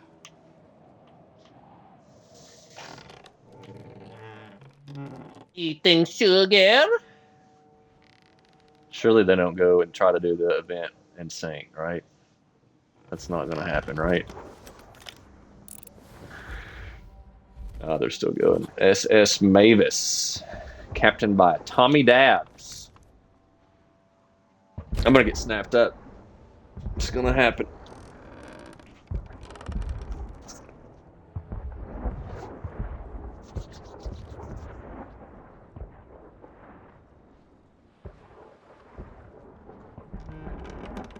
So, this is going to be hard to pull off.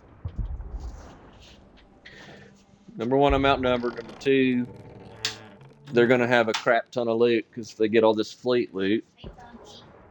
I'm so glad you feel better. I'm going to get called trash, laughed at, or dog water. Probably all of the above. And they're going to send me, they're going to ROFL in chat, and then they're going to send me Xbox messages that say I'm a trash can. Sounds about right. Yeah, 1,000%. Yeah, and the guy on the ferret's goodbye, bro. You're terrible, bro, brother.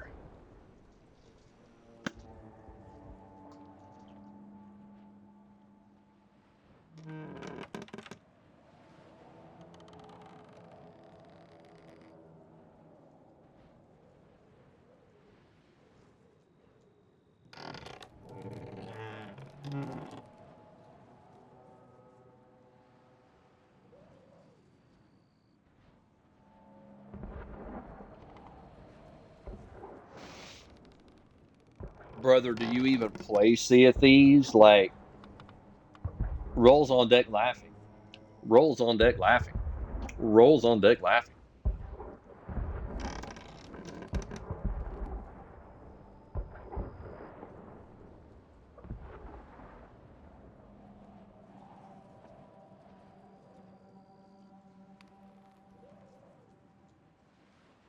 I think this is the last wave for them, right?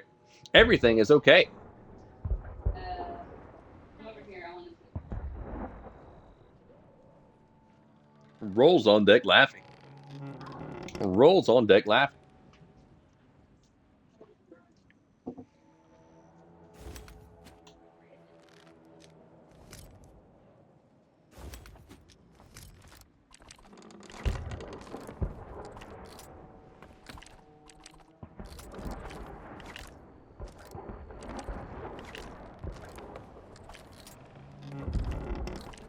I have the life-changing chest of legends.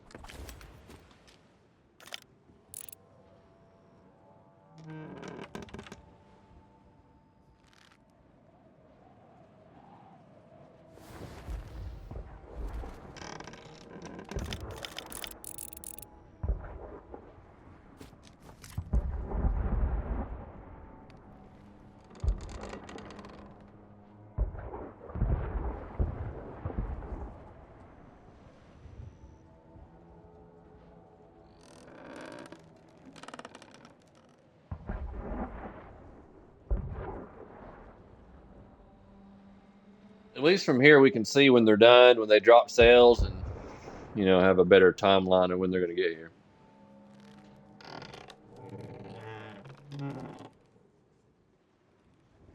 Maybe it'll be a disorganized and confused crew like that last brig we fought here. The one that stepped on the trap and said, "Oh my God, River."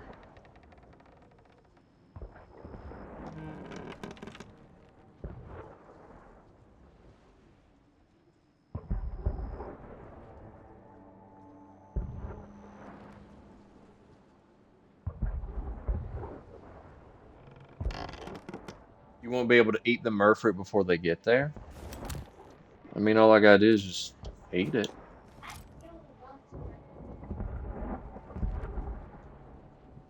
I mean, granted, a brig is very fast, but I think I can eat the merfruit. Well, that's how fast the ship is. Yeah, true. You're not wrong about that. They're handling the ship fleet and they're managing sales. It's not a great sign for me.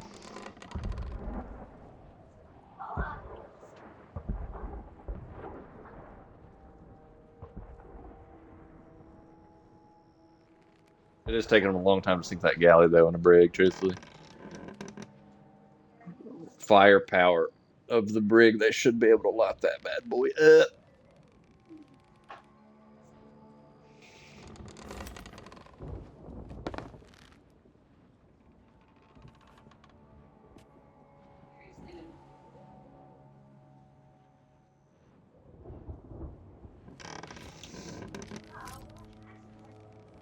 It's been kind of hard to gauge on console. For me, anyways, it's been kind of crews have been kind of hard to gauge on console. Like I said at the beginning of the stream, they just like the vibes are a lot different with console only players, and they play a lot differently. It's pretty when everybody's on PC. It's pretty easy to gauge where someone's at, but consoles are a little trickier, at least for me.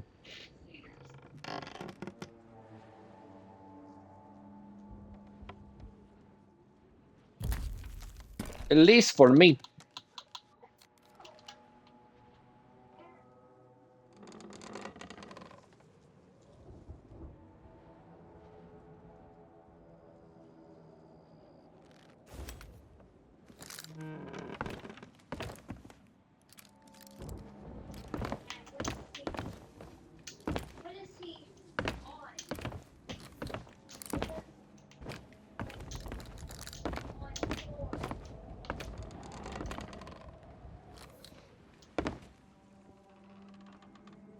Past few times I've fought on here too, I've had a hard time finding the ammo boxes. Ammo boxes are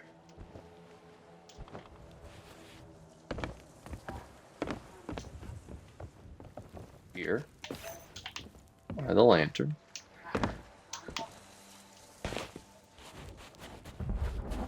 and here on the bottom.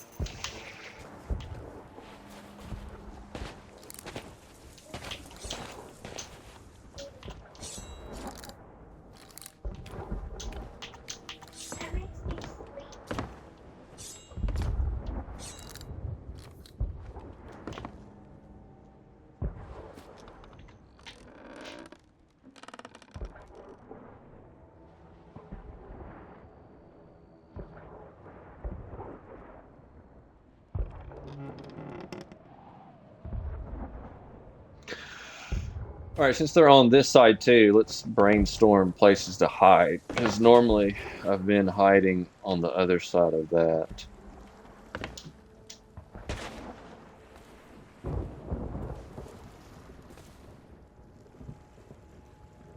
So we'll chill right here.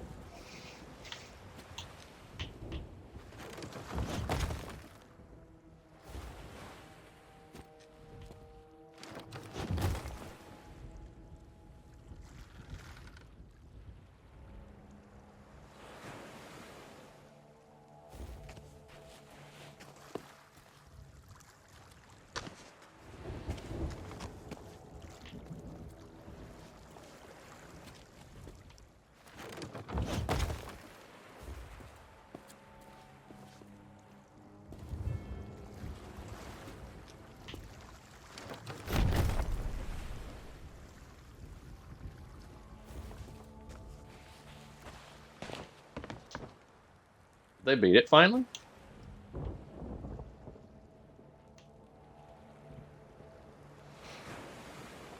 Think I heard the gong.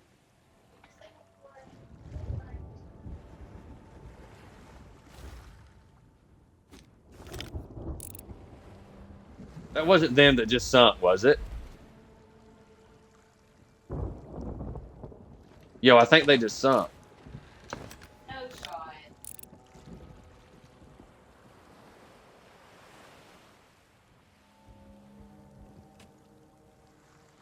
Did they just sink or no? They just hidden by the.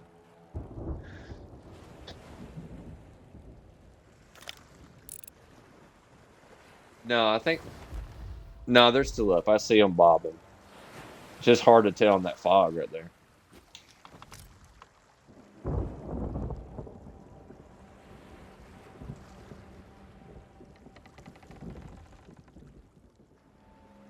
I see their mask. You can kind of barely see it on the silhouette there. Should be scooping up the loot.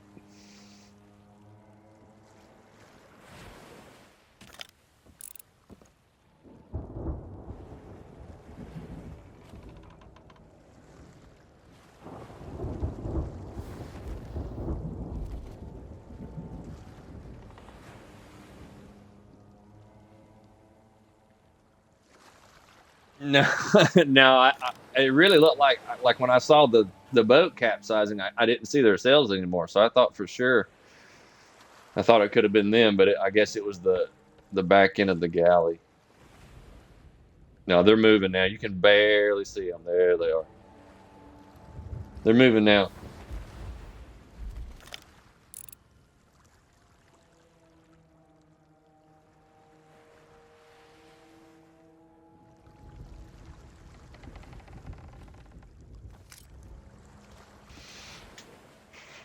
I thought they did.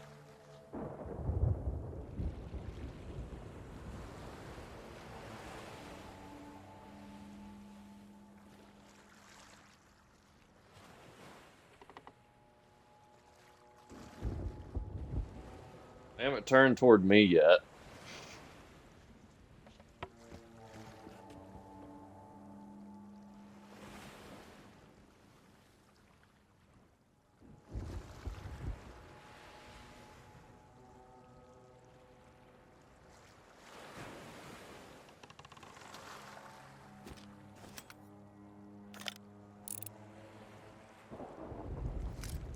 They should be coming over here now.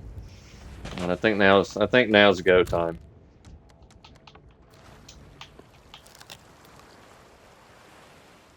Get a good view of the door here if we can.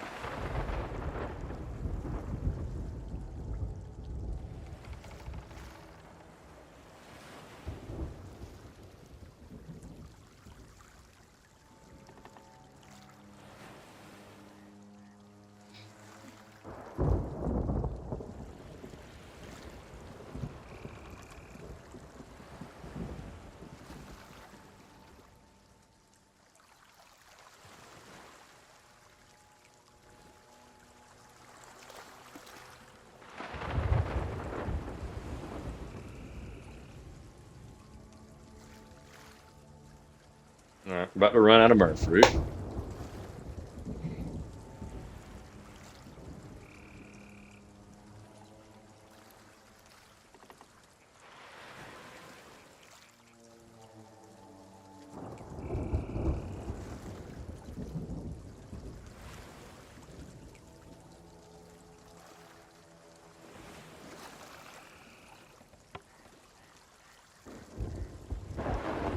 Alright, here we go. They did park on the other side. And my mermaid's right over there in front of them. That's terrible.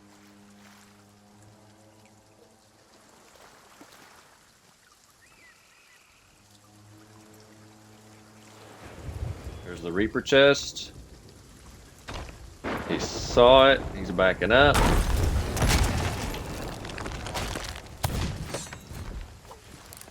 He's going to get that one.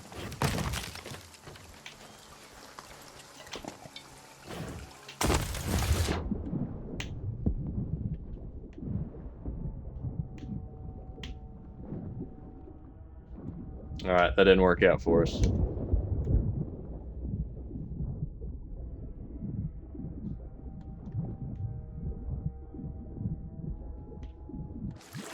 Probably should have hopped up and blown it up while he was still a little bit closer to it.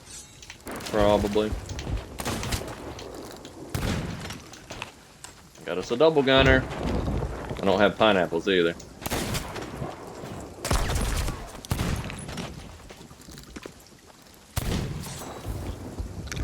Gonna run out of food doing this.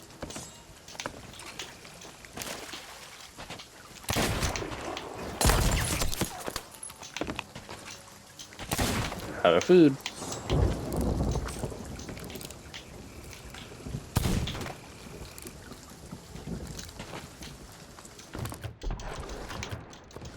No food. Amazing.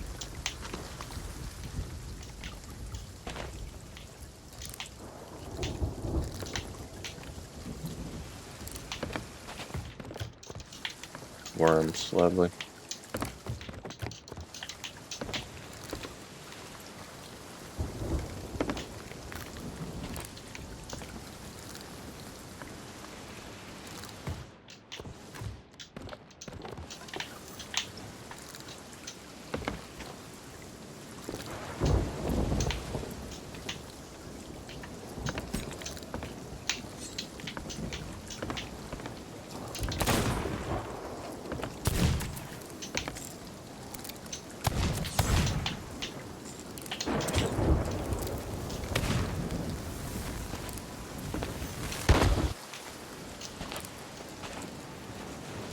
Somebody shooting me with command darts.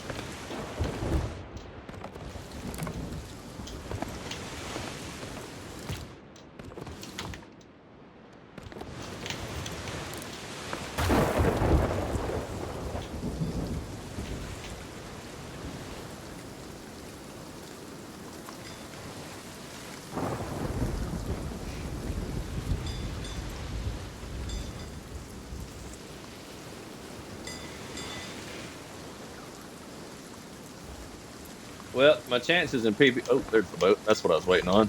I missed it. I missed my shot. That's what I was waiting on, is trying to see where their boat was. without getting killed.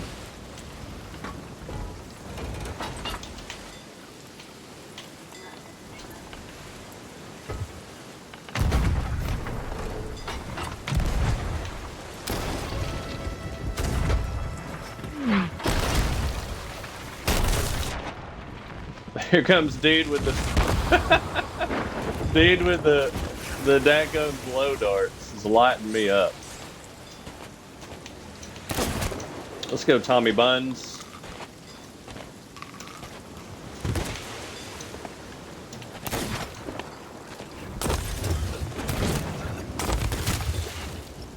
Wrong button. I hit the wrong button. Yo, GG's boys. I hit the wrong button. I hit the wrong button. I got my throwables out when I needed to get my food. Yikes. Alright, so anyways, GG's to them.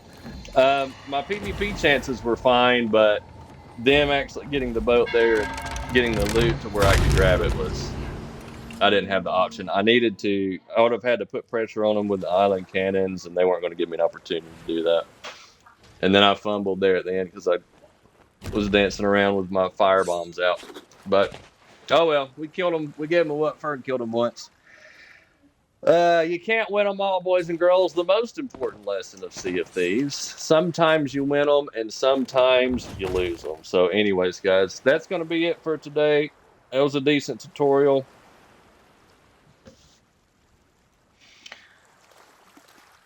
GG's to that person. They get to keep their loot. They live to fight another day. That was fun, boys and girls. I enjoyed it. I hope you did as well. Everybody have a good week. I will probably be streaming again later in the week, probably Thursday or Friday. I'll be doing something. I got a new game to start, Liza P. I promised Randa Panda that I would play. I haven't started yet, so I want to get into that. And we might be able to link up with Nismo Styles, and I might get to play with my brother-in-law. So anyways, hope you guys have a great week. Don't step on any down power lines. Don't take any wooden nickels, and we'll see you later.